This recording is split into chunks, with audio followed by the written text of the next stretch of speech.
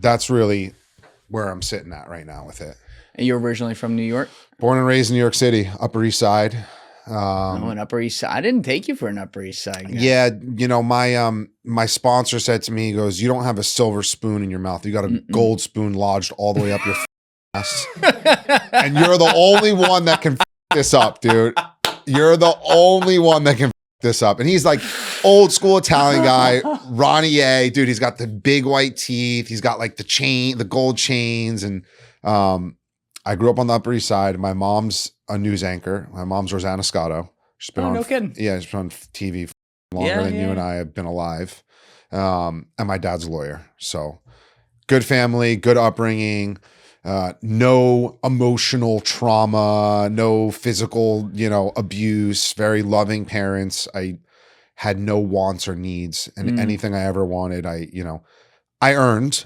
Like I was like, oh, let me get Madden 2005. Mom was like, go get in. You got a math test Friday. Get an A on your math test and I'll get you Madden. It was like always this sense of like, you have to earn things. And I leaned into athletics the majority of my life. My dad played college football. So what were you good at, football or? Baseball. Baseball Was my jam, man. I was like you want to go pro? I didn't, you know what? I thought I did. And then I got to like the end of high school and I was like, I want to party and be in a frat. And like, I thought that was like more appealing to me than grinding out 4 years of college, playing baseball and practice and this and that. I was like, I want to chase girls and do drugs. My priorities were not in order. Yeah, you're 16, 17, 18 years old. That's what you're thinking about. Yeah. And by the way, I got to college, I did that. And that's where my journey in addiction really started, right? High school, I was B+, A- student. Wasn't really in trouble that much in high school. From kindergarten to 8th grade, I was in trouble every other day, suspended. I can't even tell you how many times. What would you be doing? So I went to school for a little bit in Brooklyn, and I had to take the school bus all the way from Manhattan all the way to Bay Ridge, which is like next to the Verrazano. Yeah. So yeah, it's a long fucking way. and I was a 5th grader on the school bus with like 6th, 7th, 8th, 9th, 10th, 11th, 12th grader. So like the older kids, I would instigate, and they would instigate me, and then we'd be on the BQE, and I'd take a Snapple bottle and I throw it out the window and hit a cab driver, like, just like really crazy shit. So I got suspended a couple times for doing stuff like that. Then I got into a fight. I beat the crap out of some kid in 7th grade. They kicked me out of there, and then I ended up at this place called Dwight in Manhattan, and it was like a school for kids who were.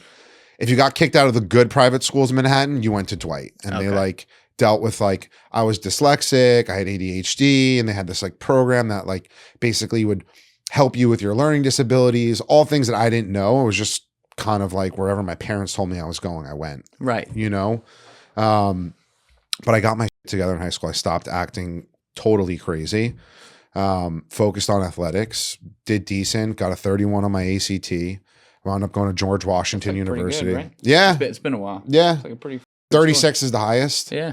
So I went to GW in DC, and I joined a fraternity like I wanted to.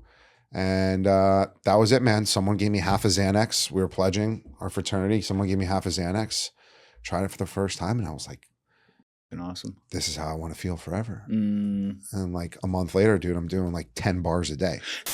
Hey guys, 3 quick things. Number 1, if you haven't subscribed, please subscribe. It's a huge, huge help. Number 2, if you'd like to join my Patreon for early uncensored releases of the full episodes, you can join via the link in my description or in the pinned comment below. And number 3, if you'd like to join my clipping community for a chance to make content from the show and make money, you can join via the Discord link in my description below. Had you done anything in high school besides like just party with some alcohol, smoke a little weed? I smoked a little weed. I'd done like cocaine in high school, like maybe like 3 or 4 times total. In high school? Yeah, in high school. Yeah, dude, listen, we grew up You didn't get addicted to that? No, I wasn't crazy. I wasn't crazy about it. But growing up in Manhattan, like we didn't have the house parties that you guys had growing up in the suburbs and getting a keg in your parents' basement and shit. Like we had fake IDs our freshman year of high school. We were going to the dive bars that would let the underage kids in. And then we were going to like One Oak, Butter, SL, Kiss and Fly. In high school, you're going to One Oak? Yeah, bro. It's kind of tight, not gonna lie. I mean, it was yes and no, right? Because yes, you felt cool. No, like, dude, growing up in Manhattan, your innocence is just ruined way earlier. Like, you don't have a normal upbringing. You're taking the bus, you're taking the subway, you're like making sure the crackheads aren't like gonna bother you on the subway at 13, 14, 15 years old. But the other part about growing up in Manhattan is that you learn independence a lot quicker. Yes. You learn street smarts a lot quicker. You're more like, you can wipe your own ass quicker than a lot of other kids can growing up in the suburbs, having, your parents drive you to school and that kind of just like shelter you have. So and your parents both worked a lot too, because they're both successful. So you were spending a lot of time like on your own, obviously. Yeah, I had a nanny. I love her. She's still with our family. But that to me was like, I didn't understand the sacrifices my parents made. When I was a kid, I would get angry that like my mom has to work and like my nanny's picking me up from school and all my friends' parents are picking them up. But 32 years old now, looking back on it, if my mom and dad weren't as successful and didn't have the resources they had, I'd for sure be in prison. I'd for sure be dead right now. Wow. Like guaranteed. So when you took that first Xanax though in college, because obviously like even if you were experimenting in high school, you didn't seem to have like a problem with anything. And then for some reason you give in the bars and you're like, I want to feel like this forever. I think that's what you said. Yep. And how quickly did it spiral after that?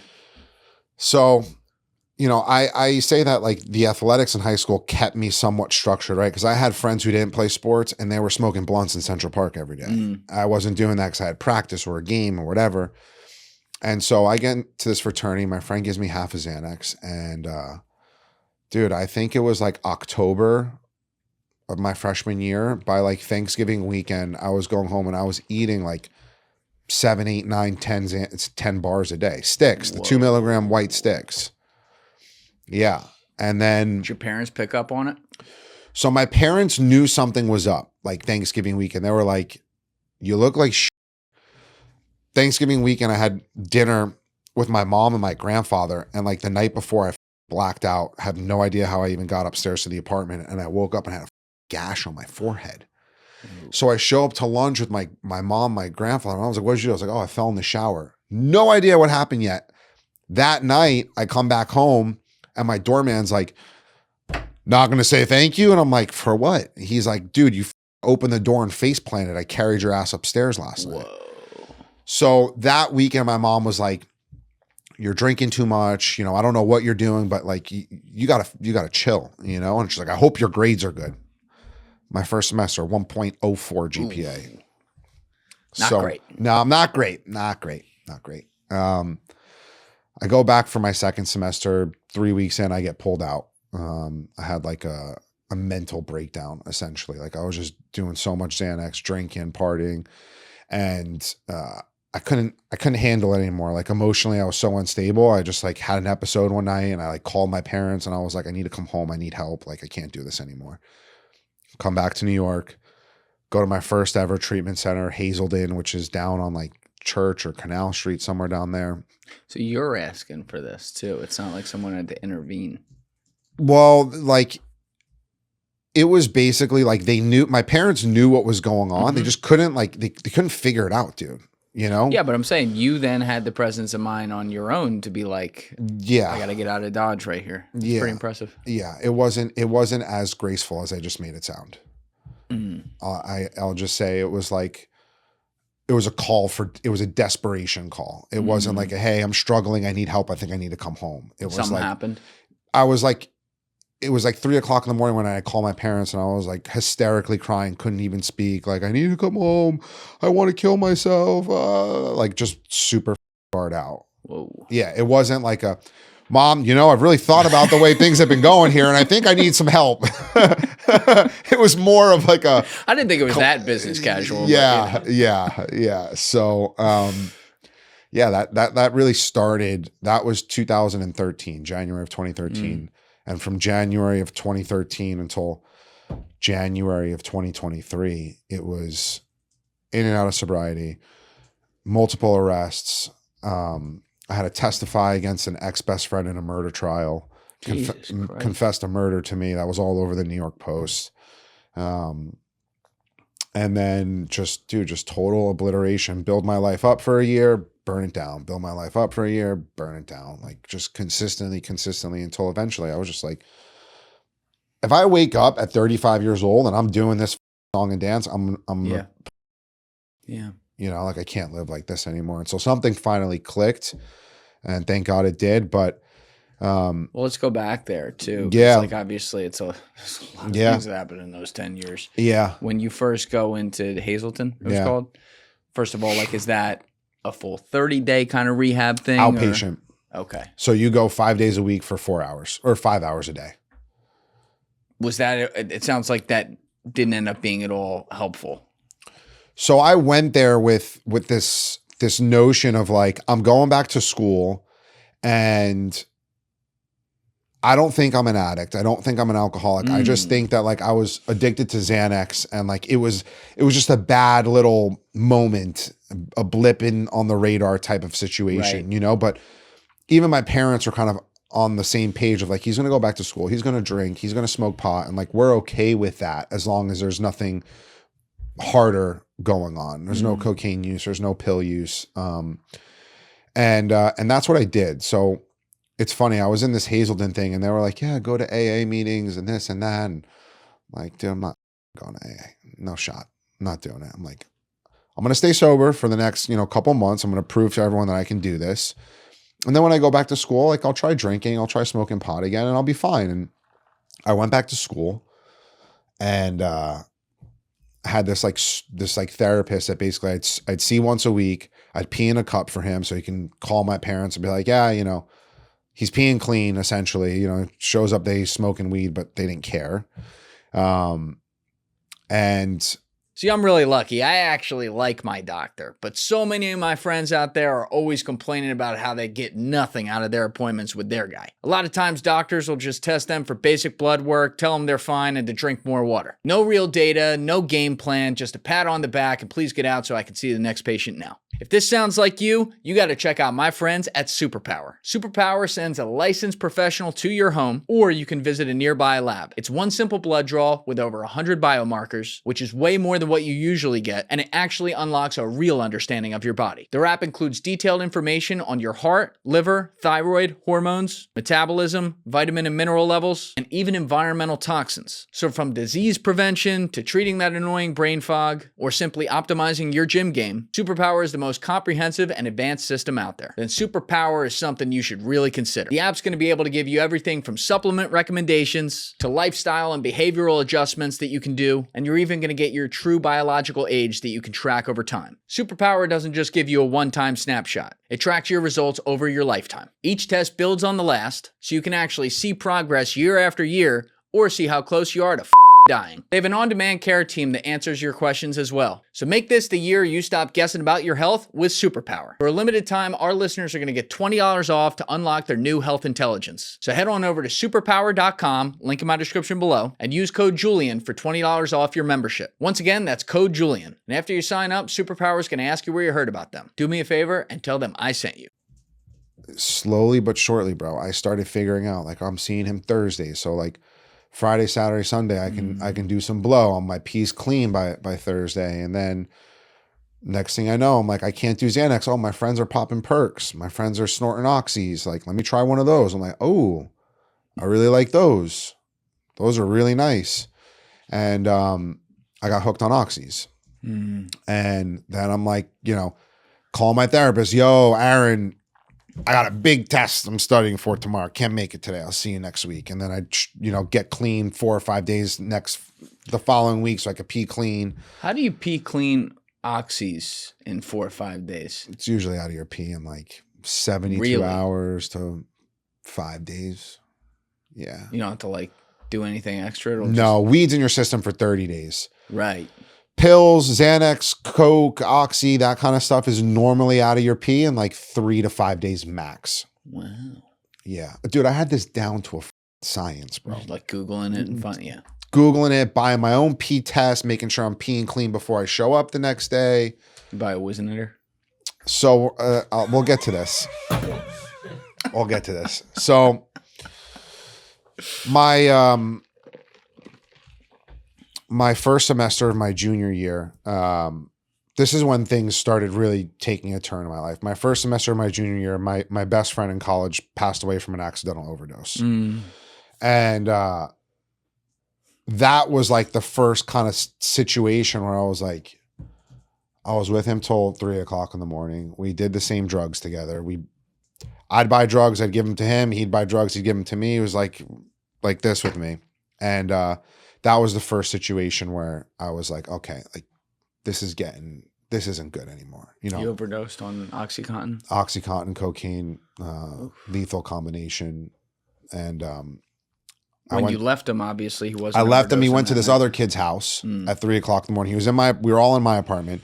He was like, I'm going to my friend's house, our friend's house. Do you want to come? And I'm like, no, I had a girlfriend at the time. I was going to stay here and do my thing. And he went there. I woke up the next morning and I woke up at like 9 a.m. My phone's blowing up and everyone's like, hey, like, have you heard from Will? And I'm like, no. And they're like, well, he's not answering his phone, but we think he went to the hospital. Like something's wrong. And I'm like, what the did this kid do? I'm thinking like he did something crazy. You know, I'm not putting two and two together. And so after like 2 hours of trying to figuring shit out, I kind of, I was like, all right, let me call his mom. So I call his mom and I'm like, hey, I'm like, you know, where's Will? Like we heard Will went to the hospital. And she was like, Lewis, Will's dead.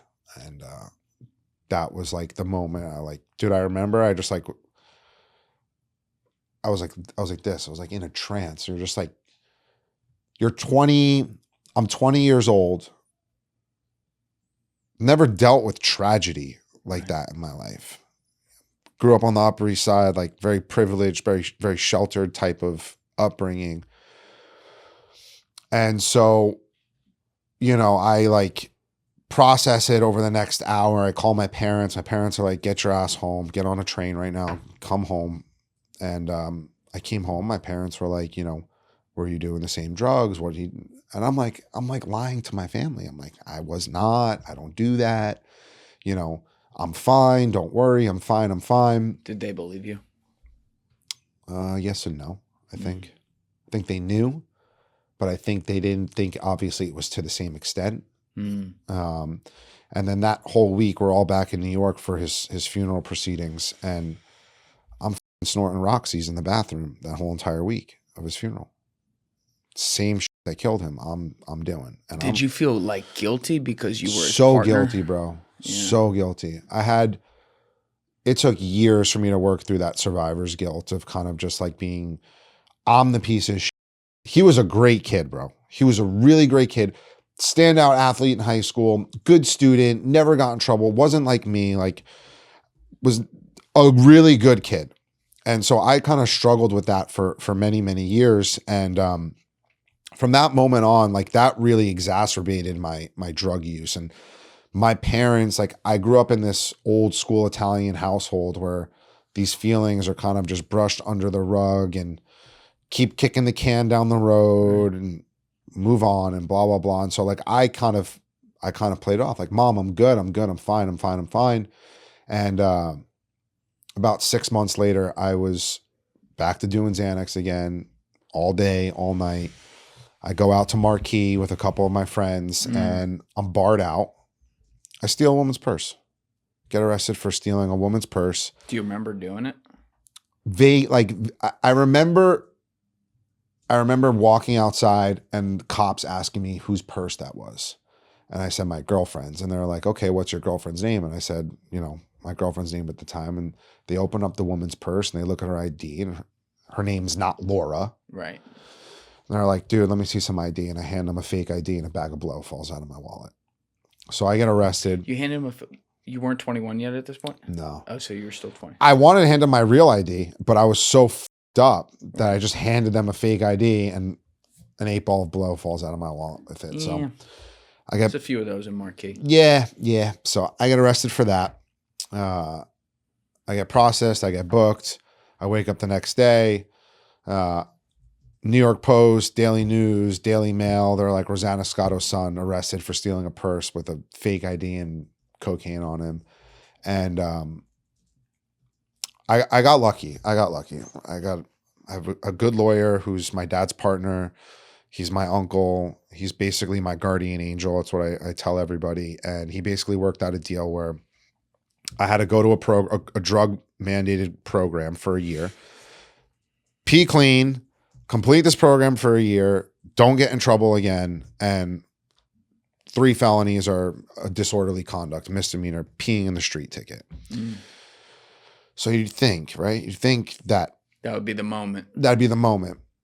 I'm going to this program 5 days a week. I'm back home. I get pulled out of school full time now. I'm never going back to GW. And 6 months in, bro, I'm like, how can I beat the system? How can I beat these tests? I buy a Wizinator. And I'm like, all right, like let's give it a go one time. Let's give it a go one time. Let's see what happens. I'm not going to start using yet, because what happens if they test the pee and they see the pee is synthetic or something, right? And then I'm like, oh, that's weird. I'll pee again for you right now and I'll have clean pee still. So I did that a couple of times and nothing ever came back. So I said, okay, I'm good. Were you staying at home this whole time? Oh, yeah. I would hide the Wizinator in the stairwell of my building. There's like an electrical box on our floor. And I picked the lock and I would put the fake dick in there and then close the electrical box. And so every day when I'd wake up and I'd go to this outpatient for 5 hours a day, I'd walk in, I'd go on the stairwell, put the fake dick on. Was it black? No, but I got it a little bit bigger than what my actual dick was. I wanted to feel good about myself a little bit, you know? For sure. Where'd you get a Wizinator? Like Amazon. Craigslist? Oh, you got it on Amazon. Yeah.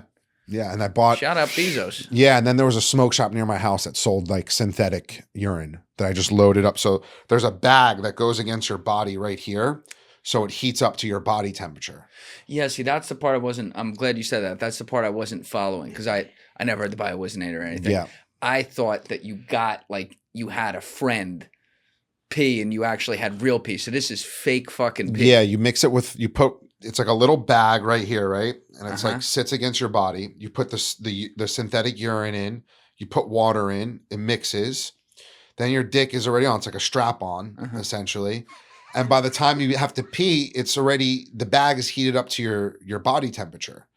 So in here, your pee is showing, because they'll look at the pee cup and they'll see the temperature. If it's too low or it's too high, they'll know something's up, right? It should be around 97, 98 degrees, what your body temperature is. So yeah, I had this whole system down, dude. And how many times did you do it before you're like, I can try again?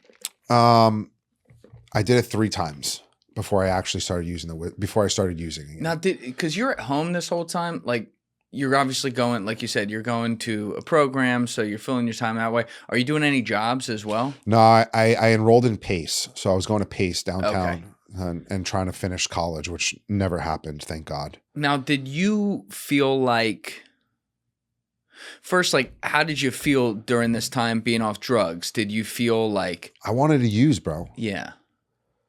There's this thing that we talk about in the program, right? It's like, once that light switch is turned on, right, you can't turn it off without working a 12-step program, in my opinion, right? And like, it's called the obsession, right? The phenomenon of craving. Once I take one drink, I can't stop. I have no control over what happens next. And I hate to be corny and cliche and say that stuff and say, dude, I used to go to these meetings and all of these sayings that I'm going to say, I'd be like, that's fucking corny. What a loser. And now all of those sayings, since I finally bought it, I'm like, man, that's fucking true. That is so true. That was me, you know? And I have this obsession the whole time. Dude, the whole time I'm in there, like 3 felonies, the whole time I'm in this program, I'm just thinking about when I could start drinking and drugging again. Did you feel like life, this is what I was asking, did you feel like life was kind of flat and not exciting at all because you weren't? Yeah, dude. And I felt like you look around, all your friends are young. You're all like in your junior and senior year of college and your friends are at school, having a good time, getting good grades, figuring out like what they're going to do in life. And you're home in a fucking drug mandated program after being arrested for stealing a purse. You're like, you know, you're me personally, I was seeking something to make myself feel better because I felt like such a fucking loser, dude. And I was. And the reality of it is that at that time, I was not ready to make that decision yet and say, I am an alcoholic or I am a drug addict. And maybe I should try this path. Right. Let's see what happens if I try this path. It was like, they're pushing me this path and I'm like, just pushing back until I can finally get on my path. When you're going through such extensive effort, though, with something like the system you described with the Wizinator, for example, you got to order it, you got to bring it in, you got to hide it, you got to learn how to use it, you got to go get the synthetic urine, you have to make sure it's at the right temperature, you have to go through this, run 3 tests at 3 different times to make sure it's good before you even try anything. Exhausting. Like this is exactly, it's exhausting, it's planning and everything like that. Was there ever a moment where you stopped and you were like, oh shit, like I really am compulsively after this stuff because I'm going through so much of it? You never have that. You know what my thoughts were? What were they? 6 months until I beat this case. And then I can do whatever I want. 5 months, 4 months, 3 months. And then what's even crazier is I finished the program. 2 days later, I go to court with my lawyer. I sign off on everything. Everything is done, finished, signed, sealed, delivered. No felonies. And that night, my idea of celebrating was going out, drinking, picking up a couple of Roxy's, and getting fucking loaded. What did your parents say? Like, when you're going out, I'm assuming they're a little suspicious. They were like, so my dad comes from a long lineage of alcoholics. My grandfather was a compulsive gambler. My dad's sisters are addicts, alcoholics. Oh, wow. So like my dad was like, he smelled my shit from a mile away, dude. Right. He knew. And he was just like, he would always try to gently tell me, there's a better way of living, this way of life for you. Like, you're just going to end up in trouble and you're going to eventually do something that we can't help you with. And that purse snatching case was like the first little taste of it. Right. And like, I got preferential treatment because of who my mother is. The prosecutor was like, he comes from a good family. Like, I'm not trying to make an example out of him. Like, I want him to do well and be okay. And so that's wild. Yeah, dude, I got like full white privilege, you know, whatever you want to fucking call it. But the reality of it is that that wasn't enough to make me consider even thinking about changing the way I thought, I behave, I treated other people, I treated myself. It was just like, I want to get back to what I was doing. Was it, looking back on it now, do you think it was pure addiction? Addiction. Pure selfishness, or both? All of the above. All of the above. Addiction, the main thing of addiction is that the root of addiction is dishonesty and self-centeredness. That's it. And ego. Yeah. And my ego was, that's my daily battle today. 3.5 years sober, 1.5 years into not placing a bet, is like keeping my ego in check and having to remind myself that I know nothing. I know nothing about anything. How do you do that? So, you know, not to get too far ahead, but like I work a very rigorous 12-step program in Alcoholics Anonymous and Gamblers Anonymous. I help a lot of newcomers. I pray and meditate every day. I write inventory frequently. Inventory? Like my fears, resentments. I put things on paper where not to make it about the other person, but to see my part in things. Because as an addict and alcoholic, like, dude, I'm just like, my baseline is angry and resentful if I don't work on it. And that's the shit. Really, when you get into this, you find out that drugs and alcohol and gambling is not my problem. It's the solution to my problem. My problem is the way I think. Oh, wow. So those behaviors, right? That like symptom of my thinking was like, if I drink, drug, and gamble, like I can escape and not think about how angry I am at this person because you wronged me. Meanwhile, I fucking did you dirty 10 times before you did me dirty once. Do you think like at the beginning, or just relatively speaking at the beginning, which is where you are in your story, talking about going through this program in college after you get charges reduced and all that, like, you know, obviously there ended up being a lot of time after that we'll talk about where you struggled with different things, but you were, as you said, you're like chasing that feeling again to be free, counting down the days until you're free to be able to do what you want. Was there a part of you looking back on it where it's like, obviously, like there's a selfishness aspect to it, there's addiction aspect to it for sure, but like also because you were at that a very early, I would say, crossroads in your life where you didn't know what you wanted to do with your life. You said you felt like a loser. Maybe you weren't in your head living up to like the success of what your parents were. And so to use the same word you used, like this was an escape from the reality of life completely. Yes.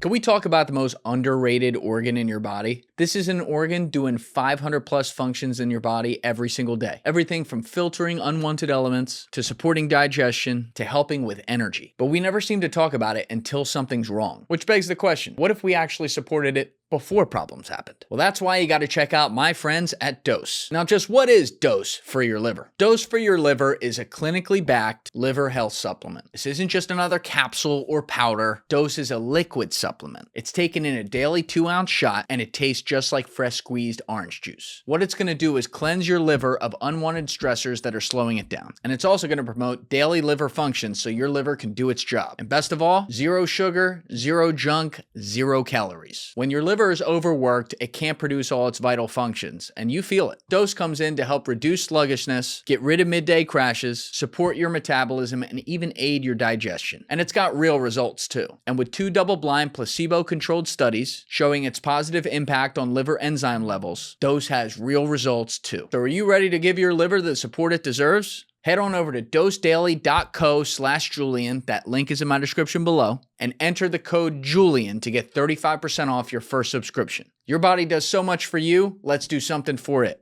That's dosedaily.co/Julian, link in my description below, for 35% off your first month subscription. I think that growing up being my mother's son, there's a lot of pressure that comes associated with it.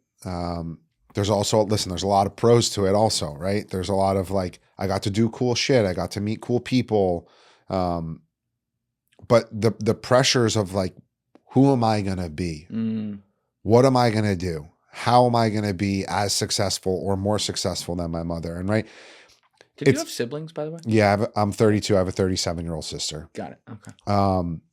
By the way, she was an angel. She got straight A's. She went to Trinity, like the #1 private school in Manhattan, like got fucking read a Harry Potter book a day. I haven't read one book my whole life, bro. So, she went to a good college. She was like an English literature major. She wrote a 70-page thesis on the comparison of magic in John Keats' poetry and Led Zeppelin's music. I'm like, what? I kind of like that. Dude, I'm like trying to figure out 1 + 1 my like freshman year of college. So, there was a lot of spotlight on me because I was like the black sheep, the troubled kid, and always in trouble and this and that. But yeah, I think the pressure of being my mom's son played a role in it. But I think ultimately, I believe that I was born with this disease, and the switch got turned on, bro. And once it got turned on, the only way to turn it off, in my opinion, is a spiritual program and a spiritual principles and a complete. People say, "Oh, you got brainwashed by AA." I'm like, yeah, my fucking brain needed to be washed.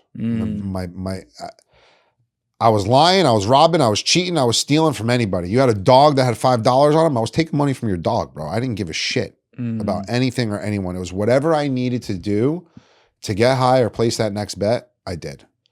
And so I finished this program, and I start hanging out with this kid who, my mom had this friend, and he was this famous jeweler. His name's, I don't know if I should say his name. Fuck him. He can do whatever he wants. His name's Jeffrey Rackover. He did Melania Trump's engagement ring, Oprah's earrings. And he calls my mom one day. He's like, "You're never going to believe this. I had this kid who showed up on my doorstep, and he's my long lost son. We took a DNA test, and he's my long lost son." So I said, my mom calls me. She says, "You're not going to believe this. Jeffrey says he has this son and showed up on his doorstep, and this whole cockamamie story. Can you meet him? He needs friends in New York." I said, "It's weird, but sure, I'll meet him." I meet him. And kid like you shows up. You're not tied up. He's all tied up. He's in good shape, like good looking kid, normal. I'm like, oh, this guy is cool. Like I can be friends with him, whatever. And we become best friends. He loves drinking. He loves doing blow. He loves banging hookers. He's got a lot. His dad is giving him a lot of money, and I'm like, oh, this is great. So for the next like 2 years, me and this kid are off to the races, tearing everything up. And you know, are you still living at home now during that period? Yeah. And I tell my mom, I'm going to Jeffrey's. I'm going to hang out with Jimmy and Jeffrey. Jimmy was the son. And my mom was like, okay, like, what are you guys doing over there? I'm like, well, Jeffrey takes us to Campagnola. He takes us to Wolfgang. And like, we just hang out. And like, you know, that's really it. My mom's like, okay. Like my mom was like starting to get weirded out while I was hanging out with Jimmy and Jeffrey. Yeah. My dad was like, that's not his son. That's his gay lover. And my mom was like, no. So anyways, to make a long story short. I didn't see that one coming. I'm not going to lie. We're going to get there. We're going to get there. And this is all, by the way, Googleable public knowledge. We can pull it up. August of 2016, we're in the Hamptons and we're in Montauk and I'm with Jimmy. And dude, I got a fucking Ziploc freezer bag full of drugs. I got a 10-gram rock of Coke. I got 10-gram rock of Coke. I got 100 bars. I got 20 oxys on me. And my friend Jimmy is fucked up and he starts walking up to like random guys and starts grabbing them by the throat and trying to fight them. So I get into a huge fight with Jimmy, not a fist fight. I'm like, I just got off of fucking probation. Like, I'm just trying to fucking get high, find some girls and have a good time. I'm like, I'm done with you. I'm not friends with you anymore. So I start not hanging out with him, but like we stay connected. He's texting, he's calling here and there. And I'm like, all right, whatever, you know, dodging him basically. And that was Labor Day weekend of 2016. So fast forward 2 months later, it's November 2016. And I wake up on a Sunday morning. He's been texting me all night, Saturday night, like 4 or 5 o'clock in the morning. He's like, hey pal, you up? And I wasn't up, thank God. And you'll hear why I say thank God. Sunday afternoon, I wake up. Saturday night, only night I would say in my whole drug addiction that like I was asleep Saturday night at 5 o'clock in the morning. And I was like, yo, bro, like, sorry, like snorted a bunch of oxys last night. I was fucking out for the count. What's up? He's like, I got to talk to you. I'm like, all right, like pull up on me, come to 88th. He was like, I'll call you later. Doesn't call me. The next day, Monday, he texts me. He's like, where are you? I'm like, I'm at the gym across the street from his house. So he's like, I'm coming over. He comes to the gym, pulls me upstairs. We go to the locker room and he's like pacing around. He's like, man, I got to tell you something. I'm like, all right, what's up, dude? Like, what's going on? And he's like, this kid came over with Larry for this after party and there was a bunch of girls there and Larry brought this kid with him and Larry and this kid got into a fist fight and Larry knocked him out. And, you know, I didn't want this kid, you know, dying on my floor. So I slit his throat and I stabbed him. And he's like, dude, he's like, don't worry about it. He's like, we rolled him up in a comforter. I threw him out my window. We drove the body to Jersey and we buried and burned it. And I'm like, dude, I literally said to him, I said, you're a good little Jew boy from Manhattan. You're not in Goodfellas. And he grabs me. He's like, LJ, I'm serious. And I'm like, yeah, okay, dude. Hey guys, if you haven't already subscribed, please hit that subscribe button. It's a huge, huge help. Thank you. Then he's like pacing. He's like, don't worry. He's like, look, the detectives are calling me, showing me private numbers calling him. He's like, don't worry. He's like, dude, they're not going to find anything. I bleached the whole apartment. He's like, they'll find nothing. I'm like, all right, dude, whatever you say. I'm going to shower. I got to go to the Knick game. Take a shower. It's not hitting you yet. Dude, take a shower. I go to the Knick game. I tell my friend who I go to the Knick game with, I'm like, listen to what Jimmy just tells me. Blah, blah, blah, blah, blah, blah, blah. My friend says to me, he goes, dude, that kid's a pathological liar. He'll literally say anything for attention. I'm like, yeah, no, bro. It's fucking wild. That night, I go about my life. I'm drinking, drugging. Tuesday morning, I wake up. I go to the gym. I'm walking to the gym. I said, you know what? If he's not lying, there's got to be some type of police activity outside of his apartment, right? There's common sense thinking. So I'm walking down the block. I look down his block. NYPD unit, crime trucks, the guys in the fucking hazmat suits wheeling out his like super flamboyant Louis Vuitton luggage and like dogs and all this shit. And so now I'm looking down the block and now I'm like, dude, by the way, I'm strung out on oxys. I'm doing 900 milligrams of Oxycontin a day. And you're working out every day too? I go to the gym and steam. Okay. Yeah, you got to cleanse. Got to get it out. Yeah, you keep going. I mean, you look like you work out now. I do now. I do. Yeah. So, dude, I'm looking down the block and I'm like, fuck. Oh, fuck. Oh my God, he did this. So I call my mom and I'm like, Jimmy fucking killed someone. He confessed the whole fucking murder to me. I know where the fucking body is. He told me where the body is. My mom's like, what are you saying? She's like, shut the fuck up and get home right now. I fucking jump in a cab. I go home. I go upstairs. 6 o'clock news comes on. Literally before I even get to tell my mom anything. 6 o'clock news. Missing kid from Connecticut. Last seen at 418 Sutton Place. Oh my God. I look at my mom. My mom looks at me, bro. My mom's face is white. And I said, Mom, I'm like, he told me he buried and burned the body behind this flower shop in Jersey. It's this and that, blah, blah, blah. He told me he stabbed the kid, slit his throat, comforter out the window, the whole thing. My mom's like, fuck. So we call my lawyer, who's my dad's partner. His name's Peter Frankel. I call him Mr. Minter because we played Candyland so much growing up. He'd always land on the mint guy. So shout out Mr. Minter. So I call Mr. Minter. I'm like, Jimmy fucking killed some kid. He fucking confessed the whole fucking murder to me. Blah, blah, blah. He's like, what the fuck are you talking about? So everything gets connected, obviously. And he's like, listen, you keep your fucking mouth shut. You don't tell anybody anything. And we're going to talk tomorrow. Now, that whole night, bro, first of all, bro, I'm doing 30 blues a day, 900 milligrams of oxys a day. So like emotionally and mentally, like I'm like strung out, dude. So I'm like alone that night. I'm fucking snorting. I'm fucking freaking out. Like, dude, they're going to come knock on my door. He texted after I left the locker room. He texted me, don't tell anybody what I told you. Oh, yeah, that's nice. And yeah. and he goes, and stay off and stay off the phones. My lawyer said to stay off the phones. Yeah. So let me text you on the phone. Don't say nothing. So the next day, oh no. Thank God. The next day, his co-defendant, Larry DeLeon, he folded. He went to the cops and told them everything and told them where the body was. They found the body. So you didn't have to do that. No. But what happened was that the next 2 weeks was my real like spiral, and I overdosed and on oxys? Yeah. And so I overdosed alone on oxys. In your parents' house? No, at the Gramercy Park Hotel.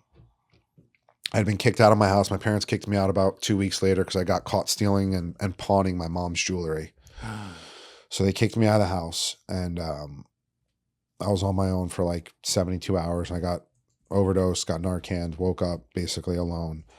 And you got Narcan? Like someone gave it to you, obviously. Yeah. Who gave it to you? Security. Okay. Yeah. And so I basically go home and I just get on my hands and knees. I'm like, I'm done. I need help. And the next day, I was on a plane to my first inpatient treatment center ever called Sierra Tucson in Arizona. And that was the first time now where I finally was like, all right, I might be one of these fucking addict, alcoholic type guys. You know, I'm like sitting on the plane, 2 credit cards. I'm crushing up oxys on the plane in my seat. And I'm like, yeah, I'm going to rehab. So I might as well just finish everything I got before I get there. So I get there, I'm in detox for 4 days, and then I go to... How was that? 4 days off oxys? Oh, dude. Well, when you go to detox, they like taper you off. They're giving you Valium. They're giving you Xanax to like make you comfortable kind of as you detox. But I slept for 3 days straight. I literally woke up, would pound a Gatorade, pound some food, take my meds, and I would just go back to sleep. And I'd wake up, bro, drenched in sweat. Drenched, bro. Like I ran a fucking marathon. I've heard some horror stories about people coming off that. It's the worst. Yeah. It's the worst. So I get to residential treatment. I complete 45 days there. I'm like, okay, like I'm all in on AA. I'm all in on this, like never going to drink and drug again. I'm sober. Drinking either. No. Yeah. Like, dude, I'm sober. Like I'm loving this newfound thing that I got. And, did you feel any like, besides like realizing, like you said, for the first time, like, all right, I might have a little issue here, and therefore maybe listening to these people, did you feel like there was any type of I don't want to say spiritual switch, but like mental switch that got hit on you where you're like, all right, I can do this now? I was kind of like, okay, this is getting bad. Yeah. Like my friend died. My friend confessed a murder to me. Like I'm dodging now situations of like real prison, real death by mere inches. And like, dude, by the way, if I was up that night when he texted me at 5 o'clock in the morning, hey pal, you up? I would have been like, yeah, what's up? Come over. I got girls here. There's blow here. I would have fucking 5-minute cab ride from my house. I would have been over there in a second. I would have walked in. Who knows? Dead body in the bathtub. You're going to fucking help me now or I'm going to kill you too. Then what do I do? Oh my God. Or I walk in and say, whoa, I don't want any part of this. My life has changed forever, no matter what, if I walk into that moment. So my life has changed forever, by the way, not even walking into that moment. Ironically, that was like the most important oxy you ever took during the whole time. Yep. Holy shit. Yep. That's like a weird thing to think about because it's like you're doing something that you look back on and it's like it's wrong. I think but God one time it actually did save you. Dude, I thank God every day I was super strung out that night. Wow. Now, I'm sorry, had the cops talked to you or you gone to the cops at all at this point? So you're in rehab and the case is going on, they're charged. Larry flipped, like you said, you haven't had to talk, but I think you were telling me before camera because you were referring to a case like this where you did have to talk. So I'll tell you what happened. So towards the end of my stay at Sierra Tucson, the therapist is like, you're going to sober living in Los Angeles. I'm like, I'm not going to fucking Cali. Fuck Cali, the fucking surfer bros. I'm not a surfer bro. Fuck this shit. Fuck that shit. My mom gets on the phone. She's like, you have $20 to your name. You're going to go wherever the fuck I tell you to go. I was like, all right, I'm going to Cali. So I go to Cali. I go to the sober living in Santa Monica.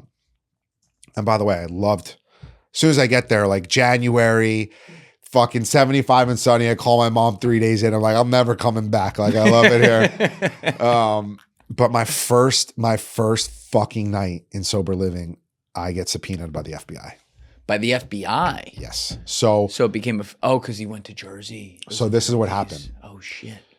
They didn't have any direct evidence of Jimmy murdering him or Larry murdering him. Larry was saying Jimmy stabbed him.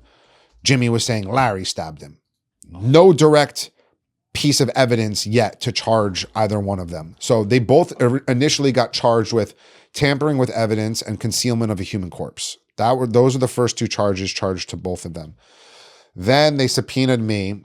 I obviously have to fly back and the feds, basically what happened was the feds were like, we're not letting this kid Jimmy walk. So they're building a separate case on distribution of drugs against him. And there was a point in time where me and Jimmy were talking about and doing some stuff along the lines of like cocaine and strippers at Sapphire and them selling cocaine and all that stuff. I'm pretty sure I'm good to talk about this. It's 2026 now. So yeah, one goes with the other. Yeah. So they basically subpoenaed me and they were like, look, like, that's all we got. We can, I don't want to charge you with these things. You're good. Oh, they said that to you? Yeah, you're a good kid. We don't want to. What were they going to charge you with? I was going to get, there were some like felony distribution charges. Oh, on the other. Okay. All right. Yeah. I'm sorry. Yeah. What, like, did he tell you anything about that night? What did he tell you about that night? And basically like, dude, I got subpoenaed. I didn't have a choice. I did not, my fear came true, right? And my fear was that this was going to go to trial. I was going to be put on the stand. And then he was going to tell his lawyers all of the fucking horrible things that we had done together and how I was such a piece of shit, which I was. And then I was going to get blasted all over again. So I didn't want to be a part of this. And I didn't have a choice, right? Yeah, lose. So I said, I was like, yeah, this is what he told me. I was at the gym. He confessed this whole thing to me and all of these things that he's telling me. And they hadn't previously known that at all. No. That he confessed to you. They were just looking for any information you might. Wow. I mean, listen, I'm sure they read his text to me saying, don't tell anybody what I told you and fucking stay off the phone like an idiot. So anyways, they then passed me off to the Manhattan District Attorney and I tell the Manhattan District Attorney and the feds obviously dropped the case. They didn't move forward with charges because my testimony was the testimony that put Jimmy away. So Wait, why didn't the feds? Because the feds were afraid that the state DA wasn't going to have enough charges to charge either one of them with murder. I got you. Okay. So they were like, these fucking kids are going to get off with maybe 5 to 10 years unless there's a murder charge here. And we don't have anything that puts it on one of them. So... Because they're investigating because they took the body across state lines to Jersey. Correct. But it could be prosecuted in state court in Manhattan once they are able to say it wasn't murder there. Correct. Got it. Okay. So after I get put in front of a grand jury, obviously. What's that like? So the grand jury is fairly easy, right? The grand jury is me sitting in this chair right here, and then there's a room of 12 U.S. citizens. Mm-hmm. And the prosecutor is basically saying, we intend to charge James Rackover with second-degree murder, and lays out all the facts. And then they call me into the room, and they're like, they ask me the questions. How long were you friends with Jimmy? How'd you know Jimmy? What'd you guys do together? Like, they paint the picture of me being a credible witness because I was so close with Jimmy, and he would confide in me and everything, and I would confide in him. We were best friends. And then they ask you about, what did he tell you about that murder? What did he tell you about that night? And then I tell them the story. I leave the grand jury, and then the next day they filed formal charges, and they charged Jimmy with second-degree murder. And did he end up pleading? No. Oh, he went full-blown to trial. So Jimmy went to trial.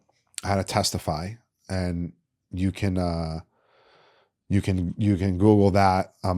Rosanna Scotto's son, star witness in murder trial. And, if it was fucking horrible for me, bro, because there was, by the way, that was 2 years between the date it happened till when the trial happened. Oof. And for 2 years, I'm flying back and forth from LA to New York with a sober companion.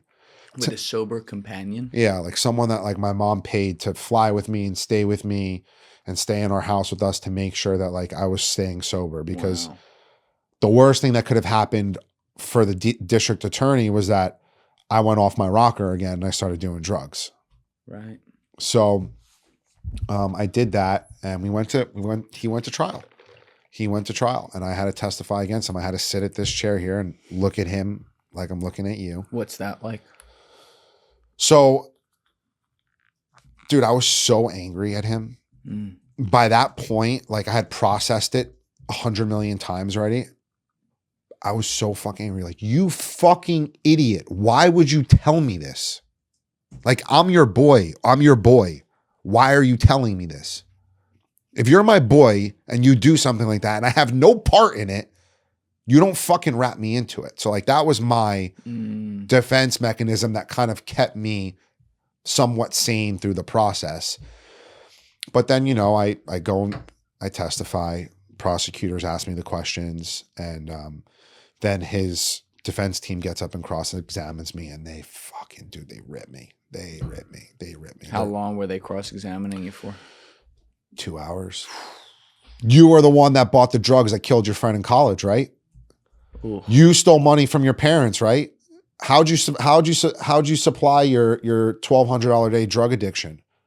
Because Jimmy knew that I stole from my family. Jimmy knew that I pawned my parents' jewelry. Jimmy knew that when I was in trouble for that case, that I was doing drugs with him. So he told them everything, because their job is to make me not look credible. Thank God the jury thought I was credible. And why do you think they thought you were credible? Just because they looked at it like, well, because I answered honestly. Yeah. And the prosecution also did a great job of asking me these questions before they cross-examined me. Yeah. So the prosecution said, you had your issues with drugs. They asked me in a much nicer way. How are you paying for your drug addiction? Oh, I was stealing from my parents. So I already got honest before they ripped me to shreds, which was fine. That's like, he got sentenced to 28 years to life. By the way, he still he has a phone in prison. He's in Elmira. He has a phone in prison. He posts shit on Instagram all the time. When I started my podcast, my first episode, my friend Kevin interviewed me, and I went through this whole story. And dude, all of the clips went viral on TikTok and Instagram, like 4 or 5 million plays on all these clips. Wow. And so obviously he came across them. And he's posting on Instagram, like pictures of himself, never rat on your friends and always keep your mouth shut. Like just basically calling me out. He has people messaging me still. Like I got a message maybe 2 months ago from a girl who was like, hey, I'm good friends with Jimmy. You know, I was an ex-girlfriend of his. Listen, like you're a father now, you're a husband now, all this stuff. Like, is there anything about your testimony that you want to change? Like, could you imagine the pain of his mother that her son is locked away for life? And like, I didn't even respond to the message. I mean, he killed a guy. What I want to say is he's a fucking piece of shit who murdered somebody. And like, he should rot in prison. You're not like, look, you're not in the mob, you know, like he killed a guy. For no reason. By the way, for no reason. There was no beef. They just met. They just met that night. No reason, bro. Came to you, burdened you with that information, and then fucking texted you about it so that they know you were fucking told. Like, what does he want you to do? Dude, it was... I've seen some mob situations where it's like, all right, I'm gonna stay out of this one. This is not that. This is like... No, by the way, people message me all the time, you're a fucking rat, you're a fucking snitch. And I'm like, you know what, man? I was sober. I was trying to clean up my life. I had nothing to do with it. If we had gotten arrested for some type of drug charges together, I would never have rolled. I would have said to my parents, I would have said to my lawyers, I'm not rolling on my friend. I'm going to, whatever time I got to do, I'm going to do. But I was so angry that he roped me into such a gruesome, heinous act that I had nothing to do with, that like, dude, my moral compass of rolling on my friend, like it was nowhere near that. It was like, fuck you, you should rot. By the way, the kid who he killed was a great kid from a great family, went out to the city, he was from Connecticut, went out to the city to party with his friends, was not looking for trouble, was looking to have a good time, maybe meet some girls, get laid, whatever, normal 23-year-old behavior. And he got fucking brutally murdered. To this day, we don't, for no reason, we don't know why. That's crazy, man. It's really heavy too. And it's happening in the middle of you, like having your own, trying to like get your fucking life in order too.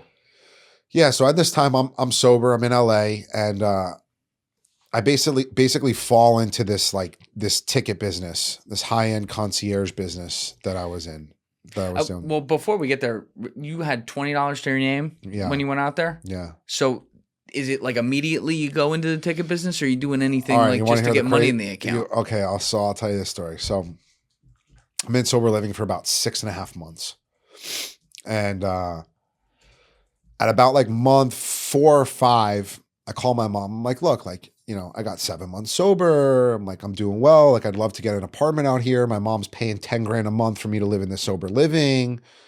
And she's like, no, like, go get a job. And I'm like, Mom, I'm going to save you money with a $2,500 a month apartment instead of 10 grand a month sober living. She's like, I don't care what you tell me. Like, you need to be an adult, go get a fucking job, and then you can move out when you can afford it. And I'm like, oh, all right. So long story short, I call my friend Josh, who at this time he's in that concierge ticket business. And I'm like, yo, he makes a lot of money for our age at that time. And I'm like, yo, put me on, man. Like, what can I sell? And he's like, you know, Coachella's in a month and a half, 2 months. Like, try selling some artist passes. And I'm like, all right, cool. So no drugs at Coachella. No drugs at Coachella. I'm like, you know what? Post an Instagram story. Hey, I have artist passes available for Coachella, weekend 1, weekend 2. If you're interested, hit me up. When I went to college in DC, I became really good friends with one of the, basically the babysitters, the handlers for one of the princes of Saudi Arabia. Huh. He messaged me, hey bro, I need Coachella passes, weekend 1, weekend 2.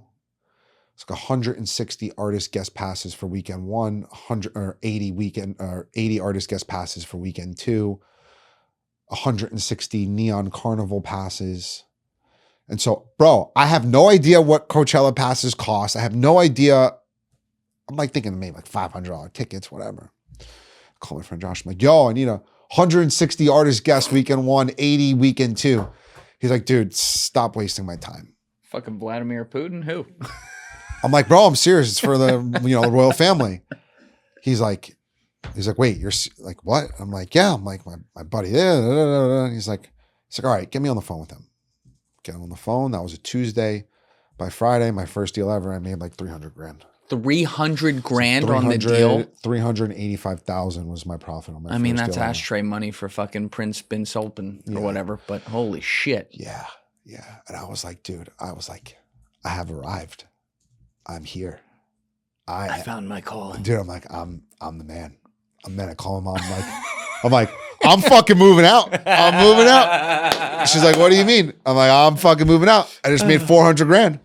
She's like, LJ, what did you do? What did you do? Is this legal? Is this legal? She starts asking all, my mom's, dude, fucking 7 months ago, I'm like snoring oxys, being a degenerate. Now I got all this money. And I'm like, yeah. I'm like, is this before you testified? Yeah. Okay, so this is in that in-between period. Yeah. Got it. And so my mom basically called Josh, was one of my best friends since high school.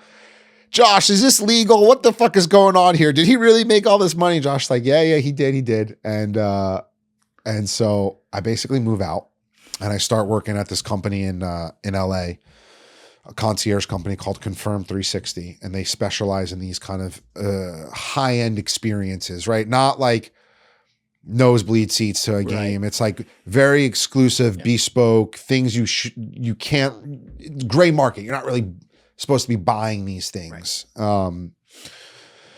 So I start working for them. I build my own business. And after about like 6-7 months there, I'm using my mom's phone book. I'm hitting up the head of Sony, the head of Republic Records for things. And I'm like, why am I chopping 50% with I don't need this fucking schmuck. I could do this on my own.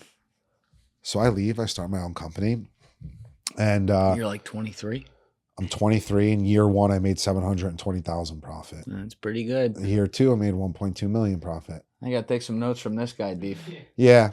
But making that kind of profit. As that started to happen, so did my gambling. And when I tell you that. Had you ever gambled before? Yeah, I was gambling. I was gambling a lot. But nothing like, I got one jam with a bookie for 10 grand. When was that? That was like right around the time that Jimmy murdered him. Okay. Murdered the kid. Was that over like sports? Yeah, sports betting. Sports betting. And so like I wasn't sure if I had a gambling problem. I was just like fucked up on drugs, gambling, trying to gamble to get money for drugs. It wasn't like a thing yet. So 2017 Conor McGregor Floyd Mayweather fight, right? That was 2017 or 2017 summer. Yeah. August. Went to Vegas for my very first time. I lost 50,000 that weekend. And what does that feel like? Dude, I'm walking out of the window with my tail between my legs. Yeah. And my friend Mason's like, by the way, I spent like $8,000 on a parlor suite at the Wynn for the weekend. My friend Mason's like, you should go talk to a casino host. I'm sure they'll refund your room. I'm like, what? What are you talking about? He's like, yeah. He's like, so they do. They comp shit for people who lose a lot of money. I'm like, what's a casino host? He's like, blah, blah, blah. So I go meet this guy and I'm like, hey, dude, I lost a lot of money this weekend. My friend says you can comp me my room. Is this true? And he starts laughing. He was like, do you have a player's card? I'm like, yeah. Looks it up. Oh. Okay, Mr. Ruggiero. I'm refunding you for your room. And anytime you want to come back here, you text me. We'll comp you a salon suite. A salon suite? A salon suite's real fucking nice. What's in there? It's like 3,000 square foot room. That'll do. Yeah. So we'll comp you a salon suite. You need transportation. We'll pick you up at the airport. And next thing you know, every other weekend, I'm going to Vegas. I'm getting picked up on the tarmac with a Rolls Royce for me, an Escalade for my luggage. By the way, I'd bring a fucking duffel bag. I wouldn't bring anything. They brought an Escalade for the duffel bag. Yeah. It's good service. Yeah, it was. By the way, they opened the door. You get there. I was getting free dinners. Have you ever been to the Wynn in Vegas? I think I have been inside the Wynn. You know that steakhouse? I was there for the first time last year. We went to a fuck ton of casinos when we were there. You know SW Steakhouse? It's the steakhouse in the Wynn. That sounds familiar. Free dinners at SW Steakhouse. Free tables at Encore Beach Club. Oh, we did go. Yeah, we went to Encore. Yeah. So we were at the Wynn. Yeah. All you got to do is pay for tax and tip. said, free dinners at SW Steakhouse. I said, all right, I'm going to test this theory. I will see how fucking free this shit is. My first night there, I'm with 4 of my best friends, Dean, Shane, Marcos, and Mason. We go to SW Steakhouse. We run up a $7,000 tab. Crab legs, caviar, this, that, fucking 3 porterhouses. Sure enough, all I had to do was pay for tax and tip. I said, wow, this is amazing. I lost $2.7 million at the Wynn from 2017 to 2020. It's a good investment on their part. Yeah. I got a lot of shit for free though, bro. Julian, you're not understanding. I got free rooms, bro, and free dinners.